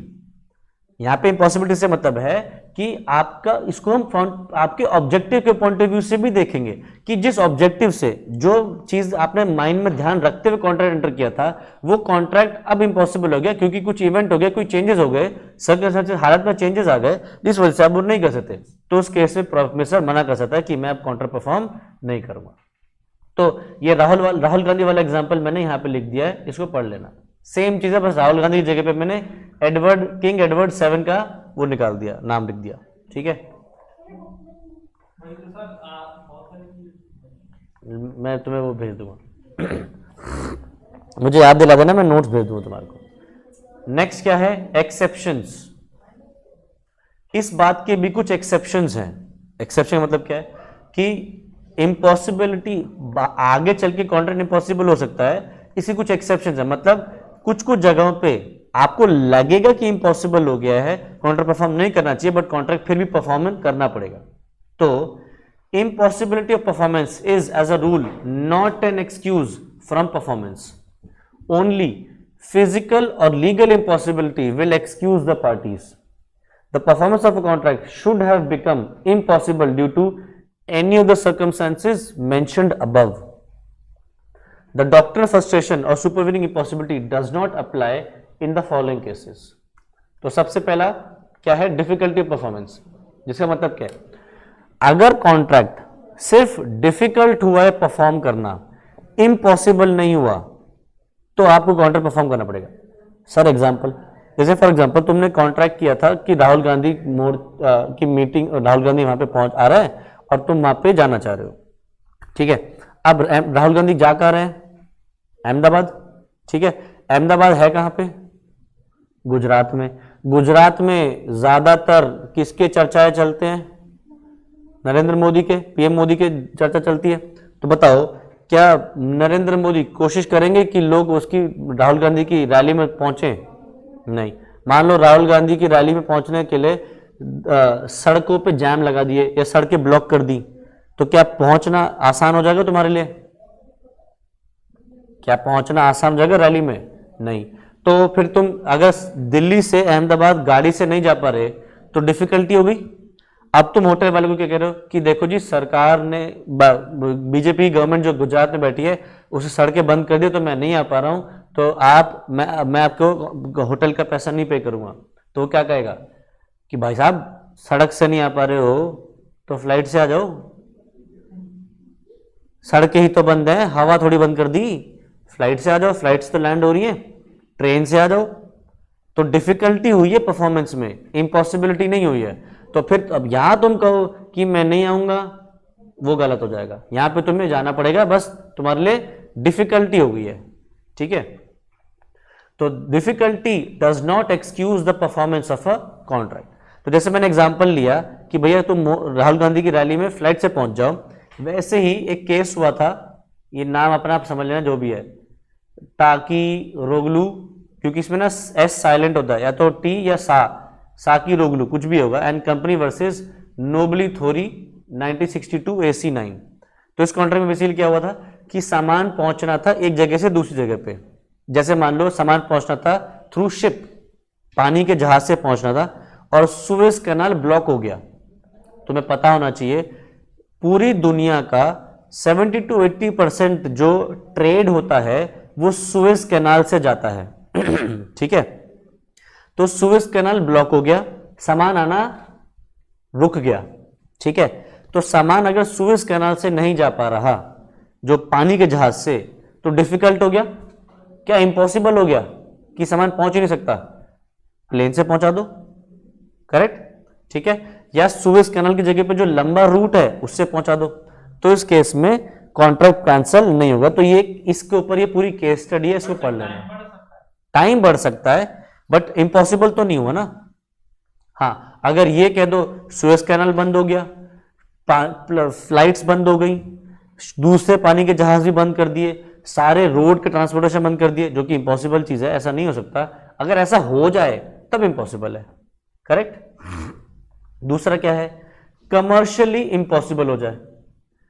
जैसे फॉर एग्जांपल मैंने तुमसे कॉन्ट्रैक्ट किया कि मैं तुम्हें ये मोबाइल बेचूंगा, ठीक है, और मैंने क्या कहा था कितने बेचूंगा, लेट अस सपोज 10,000 रुपए में बेचूंगा, ठीक है। अब हुआ क्या, मैंने जब तुम्हें 10,000 बोला तो मैंने अपने उससे प्रॉफिट जोड़ा होगा, सस्ते में तो नहीं बेचूंगा, प्रॉफिट में बेचूंगा। अब हुआ क्या, जब मैंने फोन मैन्युफैक्चर करा, बनाया, तो जब मुझे पीछे से माल आया तो उसकी कॉस्ट ही मुझे 12,000 पड़ गई, ठीक है। बताओ क्या मैं इसको 15,000 10,000 में बेचना चाहूंगा? नहीं। तो देखा जाए तो कमर्शियली इंपॉसिबल है मेरे लिए बेचना। कमर्शियल मतलब बिजनेस सेंस में इंपॉसिबल है ना कि जो चीज 12,000 में बची है, बनी है, मैं उसको 10,000 में दूं। तो पर मैं तुमसे कॉन्ट्रैक्ट कर चुका हूं, तो क्या मुझे तुम्हें देना पड़ेगा 10,000 में? देना पड़ेगा, क्योंकि मैंने कॉन्ट्रैक्ट तुमसे जब किया था तो अपना प्रॉफिट सोच के ही किया होगा, मैंने एस्टिमेट गलत लगाया कॉस्ट का तो मेरी प्रॉब्लम है ना, तो फिर यहां पे कॉन्ट्रैक्ट परफॉर्म किया जाएगा, कमर्शियली इम्पॉसिबल है फिर भी, ठीक है। अच्छा, नेक्स्ट क्या है, अगर स्ट्राइक्स हो गई, लॉकआउट्स मतलब ताले लग गए, या फिर सिविल डिस्टर्बेंसेस दंगे फसाद हो गए, तो इन सिचुएशंस में क्या है, आपको काम, आपके जैसे दंगे हो गए, लॉकडाउन हो गया, तो आप क्या करोगे, कॉन्ट्रैक्ट उस समय के लिए जब तक दंगे वंगे चल रहे हैं, सिविल डिस्टर्बेंसेस चल रही है, उस समय पे कॉन्ट्रैक्ट परफॉर्म मत करो, रुक जाओ, पॉज कर दो कॉन्ट्रैक्ट को, बाद में जब सब ठीक हो जाए तो परफॉर्म करो। ऑल टुगेदर मना ही कर देना कि करेंगे ही नहीं परफॉर्म, वो गलत है, सर जेल में भी जाके पोस्ट करना है। वो अलग चीज है। हाँ ठीक है। नेक्स्ट क्या है, failure of one of the objects. जैसे फॉर एग्जांपल कॉन्ट्रैक्ट हुआ था कि मैं तुम्हें ये मोबाइल बेचूंगा, मैं तुम्हें ये कैलकुलेटर बेचूंगा, और मैं तुम्हें मान लो ये बॉटल बेचूंगा, ये 3 चीजें बेचूंगा, ठीक है। हुआ क्या, कैलकुलेटर मेरे पास अवेलेबल नहीं है बेचने के लिए, ठीक है, पर मोबाइल है और ये है। अब मैं क्या कह रहा हूं तुमसे कि क्योंकि मैं कैलकुलेटर नहीं दे पा रहा तो मैं तुम्हें ये भी नहीं दूंगा, बताओ क्या मैं कॉन्ट्रैक्ट से बच सकता हूं? नहीं। पहले तो उसे देना ही चाहिए, अगर नहीं देगा तो कॉम्पेंसेशन। मतलब मुझे अब मल्टीपल ऑब्जेक्टिव्स हैं, एक ऑब्जेक्टिव है मोबाइल, एक कैलकुलेटर और एक बॉटल, इनमें से एक ऑब्जेक्टिव या एक से ज्यादा ऑब्जेक्टिव अगर फेल हो भी जाए तो बचे हुए ऑब्जेक्टिव तो पॉसिबल है ना। तो अब ये कहना कि क्योंकि एक या 2 ऑब्जेक्टिव मैं पूरे नहीं कर पाया तो पूरा कॉन्ट्रैक्ट नहीं परफॉर्म करूंगा, ये एक्सक्यूज नहीं है, आपको बचे हुए जो ऑब्जेक्टिव्स पूरे कर सकते हो उनको पूरा करना पड़ेगा। तो when there are several purposes for which a contract is entered into, failure of one of the objects does not terminate the contract, ठीक है।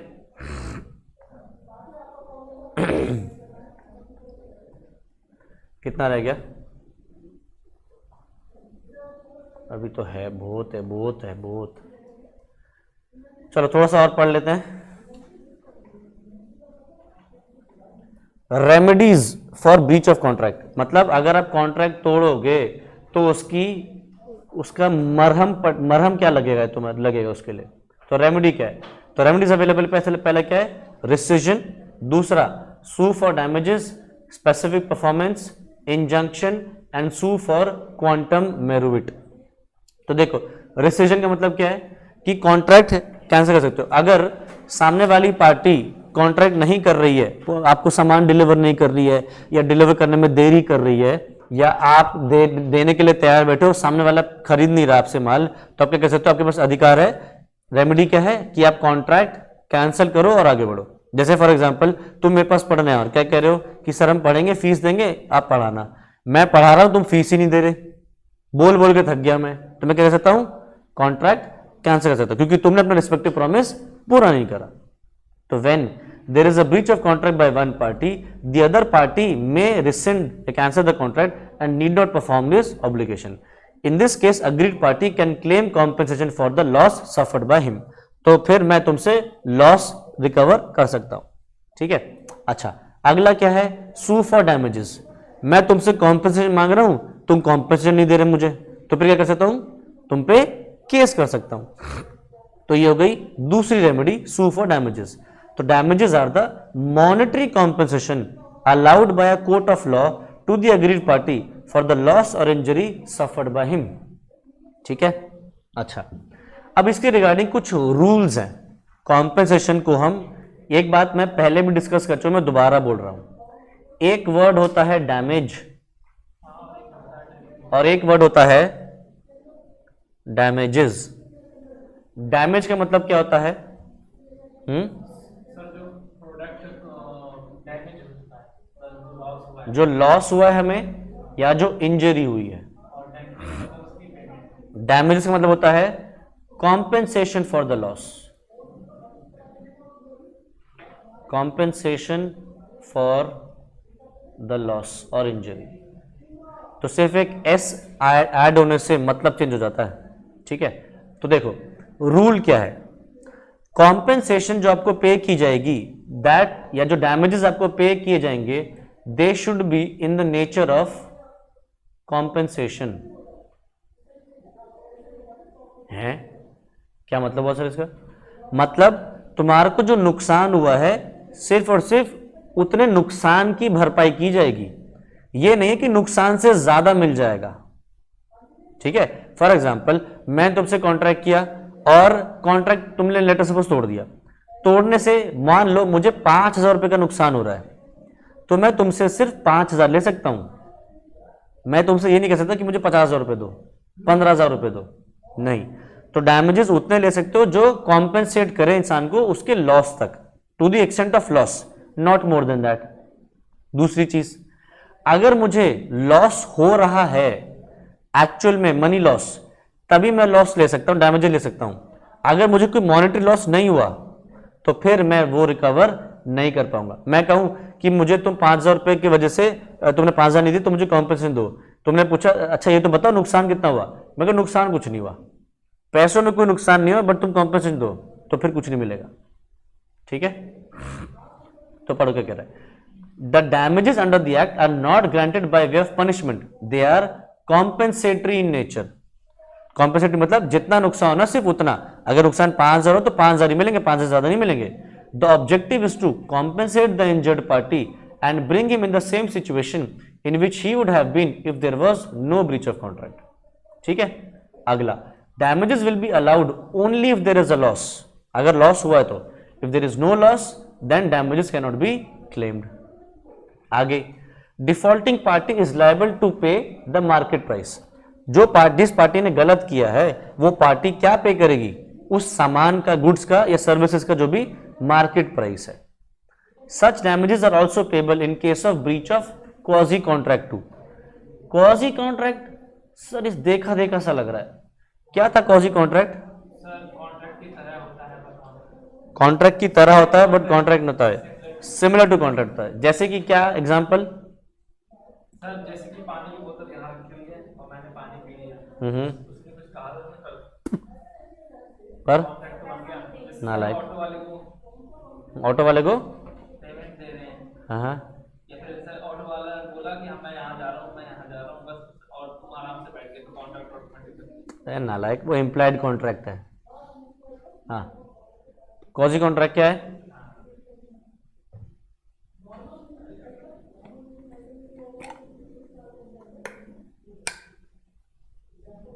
सर आप एक बात समझ भूल जाते हो बार बार, हमें बचपन से सिखाया गया है कि बीती बातों को भूल जाओ और आगे बढ़ो, तो उसी तरीके से हमने ये भी सीख लिया कि भैया पीछे जो पढ़ चुके हैं भूल जाओ, आगे बढ़ो, move on in your life. तो ये भी हम भूल गए हैं, वी हैव मूव्ड ऑन, है ना?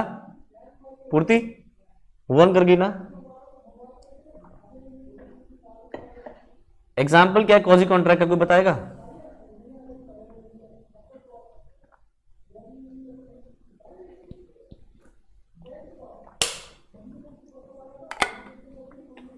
एकदम ब्लैंक चिट्टे, एकदम नालायक। तुम सड़क पे चलते हुए जा रहे हो, तुम्हारा वॉलेट किसी को पड़ा हुआ मिल गया। अब अगर उस इंसान ने तुम्हारे वॉलेट में जो पड़े हुए पैसे हैं अगर वो खर्च कर दिए, तो क्या तुम इस इंसान से वो पैसे ले सकते हो? हाँ ले सकते हैं, क्योंकि अब इतना भी जवाब नहीं आ रहा, अपने ही पैसे खर्च हुए हैं तुम्हारे और तुम अभी उसमें भी सोच रहे हो कि ले सकते हो नहीं ले सकते? ले सकते हो। तो वो जो उसकी रिस्पॉन्सिबिलिटी तुम्हें वापस देने की, वो एक क्वाजी कॉन्ट्रैक्ट है। और क्वाजी कॉन्ट्रैक्ट में अगर उसने तुम्हारे वॉलेट में पड़े पैसे खर्च कर दिए, या तुम्हारा कोई सामान पड़ा हुआ मिला, सामान कंज्यूम कर लिया, या सामान किसी और को बेच दिया, तो तुम मुझसे कॉम्पेंसेशन या डैमेजेस ले सकते हो। तो वो यही चीज कह रहा है कि damages are also payable in case of breach of quasi contract. Quasi contract को तोड़ दिया, उसका रिस्पॉन्सिबिलिटी वापस करे सामान, उसने उस कॉन्ट्रैक्ट को तोड़ दिया तो फिर डैमेजेस पे करेगा। आगे, it is the duty of the injured party to minimise the damage suffered. ठीक है, मतलब इंजर्ड पार्टी की ड्यूटी है कि जो डैमेज उसको हुआ है वो डैमेजेस को कम से कम रखने की कोशिश करे। जैसे फॉर एग्जांपल, मैंने तुमसे कहा कि मैं तुम्हें पढ़ाऊंगा, तुम मुझे फीस दोगे, ठीक है, और मुझे दिख रहा है कि तुम फीस देने में बार बार मांग रहा हूं, पर तुम फीस देने में बार बार देर लगा रहे हो, देर लगा रहे हो, देर लगा रहे हो, मैं पढ़ाया जा रहा हूं, पढ़ाया जा रहा हूं, पढ़ाया जा रहा हूं, तो उससे क्या हो रहा है कि मैं तो पढ़ाया जा रहा हूं और तुम फीस नहीं दे रहे, तो क्या हुआ, मेरा फिर कॉम्पेंसेशन का अमाउंट बढ़ता जा रहा है। तो फिर अगर मुझे दिख गया एक या दो बार मांगने से नहीं दे रहा, तो मुझे वहीं रुक जाना चाहिए। ऐसा ना हो कि भैया लालच में कि तुम्हारे को और पैसा देना पड़े मुझे, मैं और लालच में तुमसे क्या कर रहा हूं, वो बढ़ाया जा रहा हूं, लॉस को बढ़ाया जा रहा हूं, ऐसा नहीं करना है, ठीक है। आगे, the injured party is entitled to recover the costs of getting the decree for damages from the defaulter party. कोई ये वर्ड बता सकता है इसका मतलब क्या है, डिक्री। सर ये तो डिग्री होना चाहिए, डिग्री लिख दिया, गलत लिख दिया इन्होंने, ये डिग्री, अरे बीकॉम की डिग्री सर, सीए वाली डिग्री, ये वो डिग्री है, मिसप्रिंट है बिल्कुल।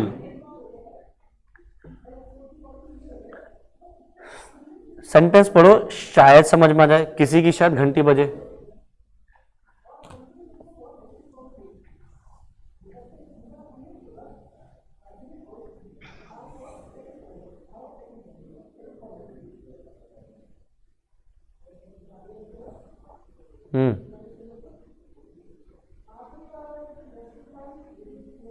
अच्छा, इसका मतलब लिख दूं ऊपर, डिक्री का मतलब लिख दूं, फिर सोच के बताना सेंटेंस का मतलब क्या है।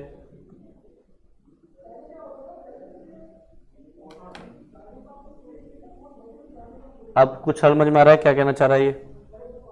हाँ सर, वो जो इंजर्ड पार्टी है ना, वो फोर्सफुली भी ले सकती है कोर्ट के सारे डैमेज क्लेम कर सकती है। अच्छा, हाँ भाई,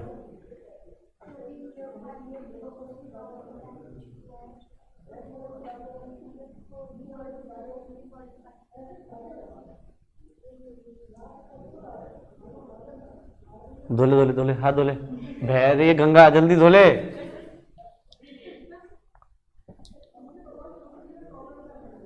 नालायक कहेंगे, इजी सा सेंटेंस है, समझ नहीं आ रहा।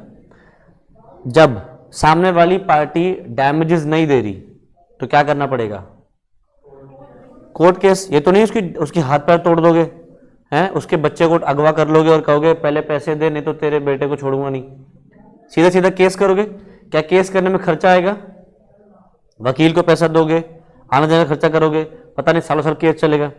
तो यहां पे वो क्या कह रहा है कि ये जो खर्चे लग रहे हैं ना तुम्हें कोर्ट से ऑर्डर लेने में कि सामने वाली पार्टी तुम्हें कॉम्पेंसेशन दे, वो खर्चे भी रिकवर कर सकते हो। जो तुम वकील को पैसा दे रहे हो इतने सालों से, जो तुम आना जाना कर रहे हो उसका पेट्रोल खर्चा तुम्हारा आ रहा है, जो तुम्हारे को स्टैम्प पेपर खरीदने पड़ रहे हैं उसका खर्चा आ रहा है, ये कोई इन्वेस्टिगेशन करवाने के लिए पैसे देने पड़ रहे हैं, ये सब खर्चे भी रिकवर कर सकते हो फ्रॉम द डिफॉल्टर पार्टी। आगे समझ, the injured party is entitled to recover the costs, तो लिख लो यहाँ पे लीगल एक्सपेंसेस। सर बुक में नहीं, सर इसके पीछे सिर्फ दो पॉइंट हैं, सारे एक है। ये आगे मिल जाएगा शायद, आगे पीछे कहीं होगा। आप बता रहे हो ना, ये पूरा एक ये तो है, इसके दो पॉइंट ही बस, उसमें 4 पॉइंट। अच्छा ठीक है, मैं लिख दूं, मैं दे दूं तुम्हें। चलो जी, अब देखते हैं काइंड्स ऑफ डैमेजेस। ये इसमें एस है या नहीं है, यानी कि क्या बताना चाहिए, काइंड्स ऑफ कॉम्पेंसेशन। कॉम्पेंसेशन के क्या क्या टाइप्स हैं, ध्यान से समझना, ठीक है। पहला है ordinary damage, special damage, remote or indirect damage, nominal damage, vindictive और एग्जेम्पलरी डैमेज, और damages for deterioration caused by delay. तो ऑर्डिनरी डैमेजेस एक एक करके जल्दी जल्दी से देखना शुरू करो मेरे साथ। ऑर्डिनरी डैमेजेस वो डैमेजेस होते हैं या वो कॉम्पेंसेशन होती है जो नॉर्मल कोर्स ऑफ बिजनेस में आपको पता है होगा ही होगा, जो लॉस आपको पता है आपको होगा ही होगा, अवेयर हो जिस लॉस से, ठीक है। स्पेशल डैमेजेस कौन से होते हैं, वो डैमेजेस जो स्पेसिफिकली प्रॉमिसर पहले प्रॉमिसी को बता देता है या प्रॉमिस ही प्रॉमिस में बता देता है कि ये काम कर दियो नहीं तो मुझे इतना नुकसान होगा। तो जो नुकसान के बारे में स्पेसिफिकली पहले से बताया जाए वो होते हैं स्पेशल डैमेजेस। ठीक है, तो जैसे फॉर एग्जांपल ऑर्डिनरी डैमेजेस में, जैसे फॉर एग्जांपल तुमने कॉन्ट्रैक्ट किया किसी के साथ कि भाई तुम उसको सामान बेचोगे और वो तुम्हें पैसे देगा। ठीक है, अब अगर तुमने उसको सामान नहीं दिया तो उसको नुकसान होगा। क्या नुकसान होगा?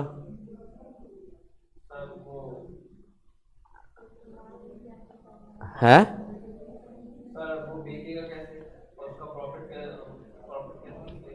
बेकेगा कैसे? उसको अवन में रखेगा? बेक तो बेक क्या होता है? बेचना होता है। हिंदी भी सीख ले थोड़ी, अंग्रेजी तो फंसती है जुबान में, हिंदी फंस रही तेरी। बे हाँ, तो बेचेगा कैसे नालायक? बेकेगा नहीं। माइक्रोवेव में रख दे तू उसको भी, अवन पे बेक कर दे उसको, फुला लियो केक बना के। तो देखो ऑर्डिनरी डैमेजेस क्या है? जिन डैमेजेस के बारे में आपको नॉर्मली पता है कि ऐसा होगा ही होगा। तो these are those damages which naturally arose in the ordinary course of things from such breach. These damages are one which both the parties are aware of at the time of entering into the contract. तो जिन damages के बारे में दोनों parties को पहले से पता हो वो क्या होते हैं? Ordinary damages. तो such compensation is not to be given for any remote and indirect loss or damage sustained by any reason of the breach. तो उसके ऊपर एक बहुत इंपॉर्टेंट केस स्टडी है, हैडली वर्सेस बैक्सनडेल। तो इसके फैक्ट्स पढ़ो क्या कह रहा है। तो क्या कह रहा है? The crankshaft of P's flour mill had broken. क्या है ये? एक आदमी है पी, उसके आटे की चक्की है, फ्लावर मतलब आटा और मिल मतलब चक्की, जो मशीन होती है वो। तो इस बंदे की आटे की चक्की है, तो उसका जो क्रैंक शाफ्ट है वो क्या हो गया? टूट गया। ठीक है, अब क्रैंक शाफ्ट देगा किसको ठीक करने के लिए? कंपनी में देगा, जो जिस कंपनी का भी क्रैंक शाफ्ट है उसके सर्विस स्टेशन पे भिजवाएगा। ठीक है, अब सर्विस स्टेशन पे भिजवाने के लिए उसने क्या किया था? एक डिलीवरी वाले को चूज किया था, पिक किया था कि जो डिलीवरी कोरियर करेगा, मशीन को पहुंचाएगा, जैसे भी। तो क्या लिख रहा है? He gives it to D, D से समझ लो delivery man, delivery man, a common carrier who promised to deliver it to the foundry in 2 days। तो डिलीवरी वाले को दिया और क्या कहा था डिलीवरी वाले ने? 2 दिन में आपके सर्विस स्टेशन में पहुंच जाएगा। सिंपली से समझो। ठीक है, where the new shaft was to be made, the mill stopped working. अब क्योंकि 2-3 दिन क्रैंक शाफ्ट नहीं है तो मिल चलेगी नहीं। आटे की चक्की कोई उठा के दे दोगे तो क्या हथौड़ा लेके तोड़ता रहेगा क्या गेहूं को? नहीं ना, चक्की नहीं है तो मिल रुक गई।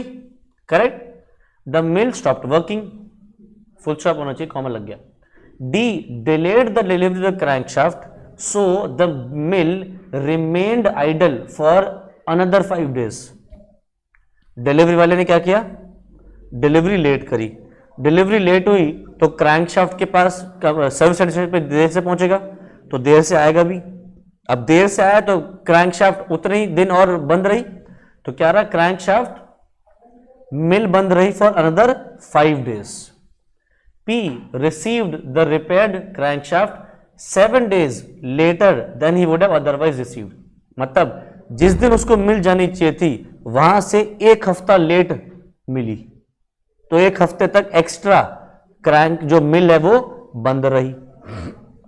As a result P sued delivery man for damages not only for the delay in delivering the broken part but also for the loss of profits suffered by the mill for not having been worked. The court held that P was entitled only to the ordinary damages and D was not liable for the loss of profits because the only information given by P to D was the article to be carried was the broken shaft to mill and it was not made known to them that the delay would result in loss of profits. तो समझो, अब 1 हफ्ते तक delivery late हुई तो P ने delivery वाले पे केस ठोका। क्या बोल के? तूने मेरा इतने दिन काम बंद करवाया तो उसकी वजह से मुझे लॉस हुआ प्लस लॉस ऑफ प्रॉफिट्स हुआ। मतलब जो ऑर्डिनरी डैमेजेस, जो नॉर्मल डैमेजेस हैं, जो डिलीवरी वाले को भी पता कि होंगे वो, प्लस इतने दिन मेरी क्रैंकशाफ्ट बंद रही तो मुझे प्रॉफिट से भी नुकसान हुआ, तो मुझे दोनों देगा तू। तो कोर्ट ने क्या बोला? कोर्ट ने बोला कि जो ऑर्डिनरी डैमेजेस है दोनों को पता है वो मिल जाएंगे, बट जो प्रॉफिट का नुकसान हुआ है वो डिलीवरी वाले को नहीं पता था, तो वो रिकवर नहीं हो पाएंगे। हाँ, अगर पी डी को बता देता ना पहले से कि सुन टाइम से डिलीवरी कर दियो, क्योंकि अगर तूने नहीं डिलीवर करी तो मेरी क्रैंक मिल उतने दिन बंद रहेगी, उतने दिन बंद रहेगी तो मुझे प्रॉफिट का नुकसान होगा। अगर वो बता देता फिर डिलीवरी वाले को वो प्रॉफिट्स का नुकसान भी देना पड़ता। क्यों? क्योंकि उसको इंफॉर्मेशन मिल गई, तो वो क्या बन जाते हैं फिर? Special damages. पॉइंट समझ में आ रहा है? अगर पहले से पता है, दोनों को पता है, बिना बताए पता है, तो वो क्या है? Ordinary damages. अगर आप स्पेसिफिकली बता रहे हो, दूसरी पार्टी को नहीं पता, स्पेसिफिकली बताना पड़ रहा है, तो वो क्या है? स्पेशल डैमेजेस है।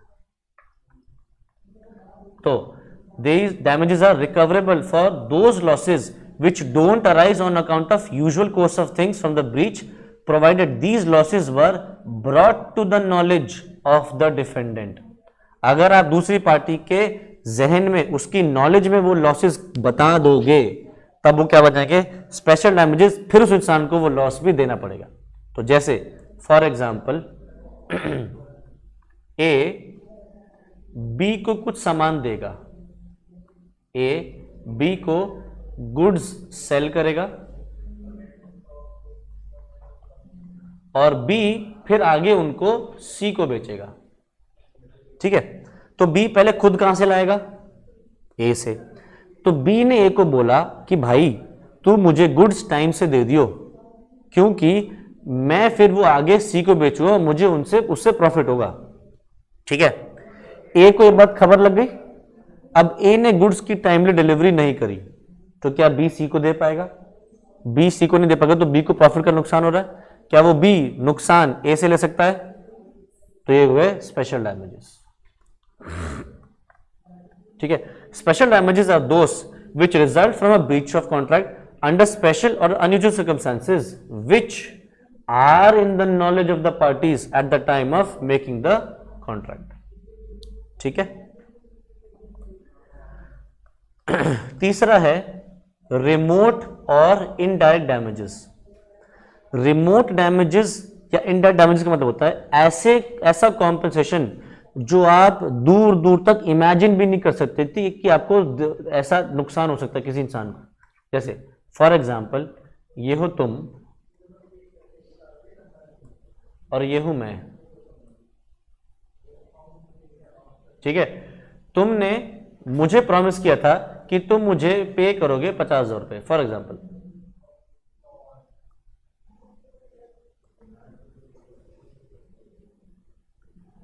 ठीक, अब तुम मुझे 50,000 रुपए दोगे। हुआ क्या? तुमने मुझे 50,000 रुपए टाइम से नहीं दिए। ठीक है, तो मुझे उसके ऊपर इंटरेस्ट का लॉस हो रहा है।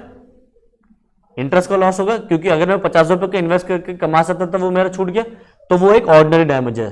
वो तो मैं तुमसे रिकवर कर सकता हूं क्योंकि टाइम से पेमेंट नहीं करी तुमने। अब अगर मैं तुमसे क्या कह रहा हूं कि इन 50,000 रुपए से मैं अपने बच्चे की स्कूल की फीस नहीं दे पाया, जिस वजह से स्कूल वालों ने बच्चे की फीस से पेनल्टी लगाई या बच्चे का नाम काट दिया मेरे स्कूल से, मुझे उसको दोबारा एडमिशन करवाना पड़ेगा, उसके पैसे लगेंगे मुझे, तो वो भी तुम मुझे दो। तो ये जो डैमेजेस हैं ये क्या है? रिमोट या इनडायरेक्ट डैमेजेस। ऐसे डैमेजेस जिनके बारे में आप इमेजिन भी नहीं कर सकते, सोच भी नहीं सकते कि भैया इस वजह से, लेट पेमेंट करने की वजह से ऐसा भी कुछ हो सकता है। तो ऐसे डैमेजेस रिकवरेबल नहीं होते। सेम चीज है इनके केस में भी। अगर इन्फॉर्म कर दूं पहले से कि सुनो टाइम से पेमेंट कर देना, नहीं तो मैं स्कूल में फीस नहीं पे कर पाऊंगा, इस वजह से लेट फीस लग सकती है, लेट फीस के चार्जेस लग सकते हैं, या फिर मुझे लग सकता है कि बच्चों को दोबारा एडमिशन करवाना पड़े, तो फिर वो स्पेशल डैमेज की कैटेगरी में जाएगा, तब मैं रिकवर कर सकता हूं। ठीक है, तो पढ़ो। Damages can not be claimed for any remote or indirect loss sustained by reason of breach. These damages can not be foreseen, मतलब आप इनको पहले से इमेजिन भी नहीं कर सकते कि ऐसा भी कुछ हो सकता है। ठीक है, तो वो जो मैंने स्कूल फीस वाला एग्जांपल लिया वो मैंने यहां पे लिख दिया है। ठीक है, इसको यहां से कवर कर लेना। नेक्स्ट होता है नॉमिनल डैमेजेस। नॉमिनल डैमेज का मतलब होता है damages of a very small amount, बहुत ही छोटे अमाउंट के डैमेजेस, मतलब 1 रुपए मिलता है इनमें। तो देखो ये नॉर्मल डैमेजेस कहाँ होते हैं? लेट अस सपोज तुम्हारे मेरे बीच में कॉन्ट्रैक्ट हुआ कि तुम मुझे कुछ दोगे, मैं तुम्हें कुछ दूंगा, ठीक है। अब हुआ क्या, हम दोनों में से किसी ने अपना कॉन्ट्रैक्ट परफॉर्म नहीं करा, ठीक है। अब मान लो हमने अभी क्या सीखा, डैमेजेस के केस में रूल ये है कि अगर आपको एक्चुअल में लॉस होता है तभी पैसे मिलेंगे, अदरवाइज नहीं मिलेंगे। अब एक बात बताओ, अगर फॉर एग्जांपल मुझे डैमेज हुआ नहीं कुछ, मैं फिर भी तुम पे केस कर रहा हूं, तो तुम कोर्ट में जाके यही तो पूछोगे ना कि सर, कोर्ट से जज से पूछोगे कि जज साहब आप इनसे बोलो कि जितना भी डैमेज है बता दे, मैं दे दूंगा। अब मैं क्या कह रहा हूं, मुझे कोई डैमेज नहीं हुआ बट तुम फिर भी मुझे पैसे दो, तो क्या कोर्ट कुछ मुझे दिलवाएगी? नहीं, कोर्ट मुझे कोई कॉम्पेंसेशन नहीं दिलवाएगी सिवाय नॉमिनल डैमेजेस के, और वो मिलता कितना, 1 रुपए। कोर्ट मुझसे क्या कहेगा कि हाँ आप सही थे, मैं सही हूं, तुमने कॉन्ट्रैक्ट तोड़ा तो मैं अपनी बात पे तो सही हूं, बट मुझे कॉम्पेंसेशन में कुछ नहीं मिलेगा क्योंकि मुझे कोई लॉस नहीं हुआ। तो बस मुझे सही प्रूव करने के लिए कि हाँ आप सही थे, नॉमिनल डैमेज मिल जाएगा 1 रुपए 10 रुपए, बस इससे ज्यादा कुछ नहीं मिलेगा, ठीक है। तो nominal damages are awarded where the plaintiff has proved that there has been a breach of contract but he has not in fact suffered any real damage. कोई रियल में डैमेज नहीं हुआ, बट हाँ प्लेंटिफ इस बात पे सही है कि सामने वाले ने कॉन्ट्रैक्ट तोड़ा है। तो it is awarded just to establish the right to decree for the breach of contract. The amount may be a rupee और इवन 10 पैसे, ठीक है। नेक्स्ट होता है विंडिक्टिव और एग्जेम्पलरी डैमेजेस। तो विंडिक्टिव डैमेजेस, एग्जेम्पलरी डैमेजेस ऐसे डैमेजेस होते हैं जो समझो ऐसे कि तुमने सुना होगा कि इस एक आदमी पे गलत एलिगेशंस लगाई और अब वो मानहानि का केस कर रहा है। मानहानि, मान मतलब इज्जत, इज्जत पे केस, ठीक है। तो ये वो केसेस होते हैं जहां पे आप किसी के बारे में कोई चीज गलत बोल दो पब्लिकली, जिस वजह से सामने वाले को नुकसान हो रहा है और वो नुकसान आपसे भरपाई करवा रहा है, ठीक है। जैसे फॉर एग्जांपल शाहरुख खान है, ठीक है। शाहरुख खान के ऊपर एक न्यूज़पेपर और उसके एडिटर ने एलिगेशन लगा दिया कि मान लो शाहरुख ने फ्रॉड किया है, ठीक है। जबकि शाहरुख ने कोई फ्रॉड नहीं किया, बस शाहरुख की इमेज गिराने के लिए न्यूज़पेपर और उसके एडिटर ने एक न्यूज़पेपर पब्लिश कर दिया जिसमें शाहरुख खान पे फ्रॉड का एलिगेशन लगा दिया और क्या बोला, शाहरुख तो फ्रॉड करता, धोखेबाज है, ठीक है। तो शाहरुख यहां पे उस न्यूज़पेपर या उस एडिटर पे केस ठोक सकता है मानहानि का, क्योंकि देखो अगर शाहरुख के ऊपर फ्रॉड का इल्जाम लग गया तो जो बड़ी बड़ी कंपनी जो शाहरुख जिनका ऐड करता है, क्या वो शाहरुख के साथ कॉन्ट्रैक्ट करना चाहेंगी? नहीं। क्या नए नए प्रोड्यूसर्स, बड़े बड़े प्रोड्यूसर्स कॉन्ट्रैक्ट करना चाहेंगे? शाहरुख खान को फिल्म मिलनी बंद हो जाएंगी क्योंकि आपने उसके ऊपर गलत इल्जाम लगाया। ऐसा तुमने सुना होगा, जॉनी डेप का एक केस हुआ था, Johnny Depp versus Amber Heard. एक बहुत बड़ा मूवी स्टार है जॉनी डेप, जिसकी मूवीज आती है पायरेट्स ऑफ द कैरिबियन, अगर किसी ने सुना हो पायरेट्स ऑफ द कैरिबियन, तो उसके ऊपर उसकी बीवी ने, एम्बर हर्ड जो एक्स वाइफ है, उसने उसका एक गलत न्यूज़पेपर में ऐड डलवा, एक आर्टिकल पब्लिश करवा के उसके ऊपर गलत इल्जाम लगाए थे कि मेरे को पीटता है, ये वाइफ बीटर है, ये नशा करता है, ये करता है, ये वो करता है, गलत इल्जाम लगाए थे। तो आज उसकी वाइफ वो केस हार चुकी है और वो अब उसको पैसे पे करेगी, कॉम्पेंसेशन 6 मिलियन या 9 मिलियन डॉलर ऐसे कुछ है, 10 मिलियन डॉलर ऐसे कुछ है, बहुत बड़ा अमाउंट है जिसको पे करना उसकी एक्स वाइफ को। तो उसने क्या प्रूव किया कि मेरे पे गलत इल्जाम लगाया, तो उसने वाइफ के ऊपर केस ठोका और क्या किया, विंडिक्टिव डैमेजेस क्लेम करे हैं, ठीक है। तो ऐसे शाहरुख जो क्लेम कर सकता है अगर फॉर एग्जांपल न्यूज़पेपर एडिटर से, तो क्या मिलेंगे उसको, विंडिक्टिव या एग्जेम्पलरी डैमेजेस। और कैसे मिल सकते हैं, जैसे फॉर एग्जांपल तुमने मुझे फीस का चेक काट के दिया कि सर ये लो फीस और ये लो चेक। अब वो जो चेक था मैंने डिपॉजिट किया और वो चेक बाउंस हो गया, ठीक है। तो चेक बाउंस होने का मतलब क्या है कि भैया आपके अकाउंट में पैसे नहीं तभी चेक बाउंस हुआ। तो बताओ क्या मैं अब तुम्हारे साथ डीलिंग्स करना चाहूंगा?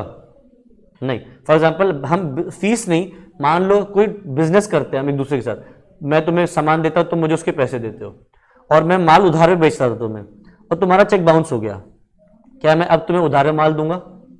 नहीं दूंगा। क्या मैं अभिषेक से कहूंगा तुम्हें उधार में माल बेचे? अगर ये भी मेरा एक दोस्त है, इसको भी रोक दूंगा। मैं अपने आसपास वाले लोगों को खबर पहुंचा दूंगा कि भाई साहब तुम्हारे चेक तो बाउंस होते हैं। तो फिर क्या होगा? तुम्हारे को उधार में माल मिलना बंद होगा, तुम्हारे को बिजनेस में लॉस होंगे। अब तुम्हें पता क्या चलता है कि चेक जो है वो बैंक की गलती से बाउंस हुआ। तुम्हारे बैंक में पैसे पड़े थे, बैंक ने गलती से इंफॉर्मेशन दे दी कि बैंक में तो पैसे है नहीं, चेक बाउंस हो गया। तो बताओ, अब मैं तुम्हारे साथ डीलिंग कैश में करूंगा, उधार पे माल नहीं बेचूंगा और लोगों पे फैला दूंगा कि भैया ये इस आदमी के साथ कॉन्ट्रैक्ट डील मत करना, ये चेक इसके बाउंस होते हैं। तो फिर यहां पे गलती किसकी थी? बैंक की। बैंक की गलती वजह से तुम्हारा चेक बाउंस हुआ, तो तुम बैंक पे केस कर सकते हो फॉर विंडिक्टिव और एग्जेम्पलरी डैमेजेस। क्लियर है? तो these damages are awarded against the party who has committed a breach of the contract with the objective of punishing the erring as defaulting party and to compensate the aggrieved party. Generally, these damages are awarded in case of action or on lost or breach of promise. तो breach of contract to marry, आपने दो लोगों ने contract किया था शादी करेंगे, जैसे मैंने एग्जांपल लिया था ना कि एक दूसरे को प्रोमिसेस करते हो वो भी कॉन्ट्रैक्ट बन जाता है, और आपने वो कॉन्ट्रैक्ट तोड़ दिया तो विंडिक्टिव डैमेजेस मिलते हैं। Dishonour of a cheque by the bank without any proper reason, bank ने चेक बाउंस कर दिया without any valid reason, such damages are awarded due to its difficulty in measuring the amount of mental suffering और the extent of injury to the feelings of the aggrieved party. तो अगर मान लो अभिषेक ने नेहा से कहा था कि मैं तेरे से शादी करूंगा, बाद में अभिषेक ने सुनेहा से शादी कर ली, तो नेहा को मेंटल सफरिंग होगी। अब बताओ उस मेंटल सफरिंग का अमाउंट कितना? नेहा इसके प्यार में पागल थी, वो खून से लेटर्स लिखती थी, इसको है अपने खून से लेटर्स लिखती थी, इतना प्यार करती थी, इसके प्यार में पागल थी, इससे तोड़ दिया शादी, तो क्या वो मेंटल डैमेज हुआ? अमाउंट निकालो कितना मेंटल डैमेज का, नहीं ना। तो फिर उसके इसमें जो डैमेजेस दिए जाते हैं वो क्या है? Vindictive damages, example damages. ठीक है, वो ऑथर वाला एग्जाम्पल भी मैंने ले लिया कि एक ऑथर ने, एक एडिटर ने एक न्यूज़पेपर में या मैगजीन में आर्टिकल छाप दिया शाहरुख के बारे में गलत, तो शाहरुख केस कर सकता है। ठीक है, और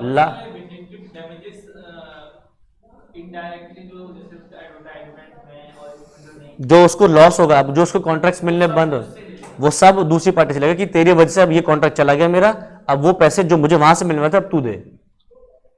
और ऐसा किया है, वो जो एग्जांपल है ना Johnny Depp versus Amber Heard, तो जॉनी डेप पे जो उसने एलिगेशंस लगाए थे उसकी वजह से जॉनी डेप को फिल्म्स मिलनी बंद हो गई थी, तो जो फिल्म्स उसके पास आ रही थी रुक गई, उसका कॉम्पेंसेशन लिया उसने, अपनी एम्बर हर्ड से ले रहा है वो।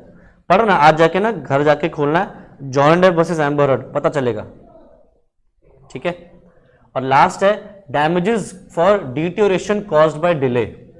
तो अगर आपने सामान देरी से पहुंचाया तो हो सकता है उस बीच में सामान जो है आपका डिटोरेट हो जाए, क्वालिटी में डिटोरेट हो जाए, खराब हो जाए। जैसे फॉर एग्जांपल सब्जी को ऑर्डर किया था कि सब्जी आज ऑर्डर करिए, कल सुबह सुबह तुम्हारे पास फ्रेश आ जाएंगी।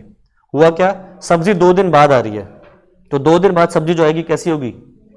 खराब होगी, तो डिटोरेट हो गई। उस डिटोरेशन का जो तुम्हें डैमेजेस हुए हैं वो तुम डैमेजेस रिकवर कर सकते हो क्योंकि डिले हुआ है। तो in case of deterioration caused to goods by delay, damages can be recovered from the carrier even without notice. The word deterioration not only implies physical damage to the goods, but it also means loss of special opportunity for sale. ठीक है, तब कितना रह गया ये? तो अब ये प्री फिक्स्ड डैमेजेस, ये वाला पोर्शन अब हम नेक्स्ट क्लास में करते हैं।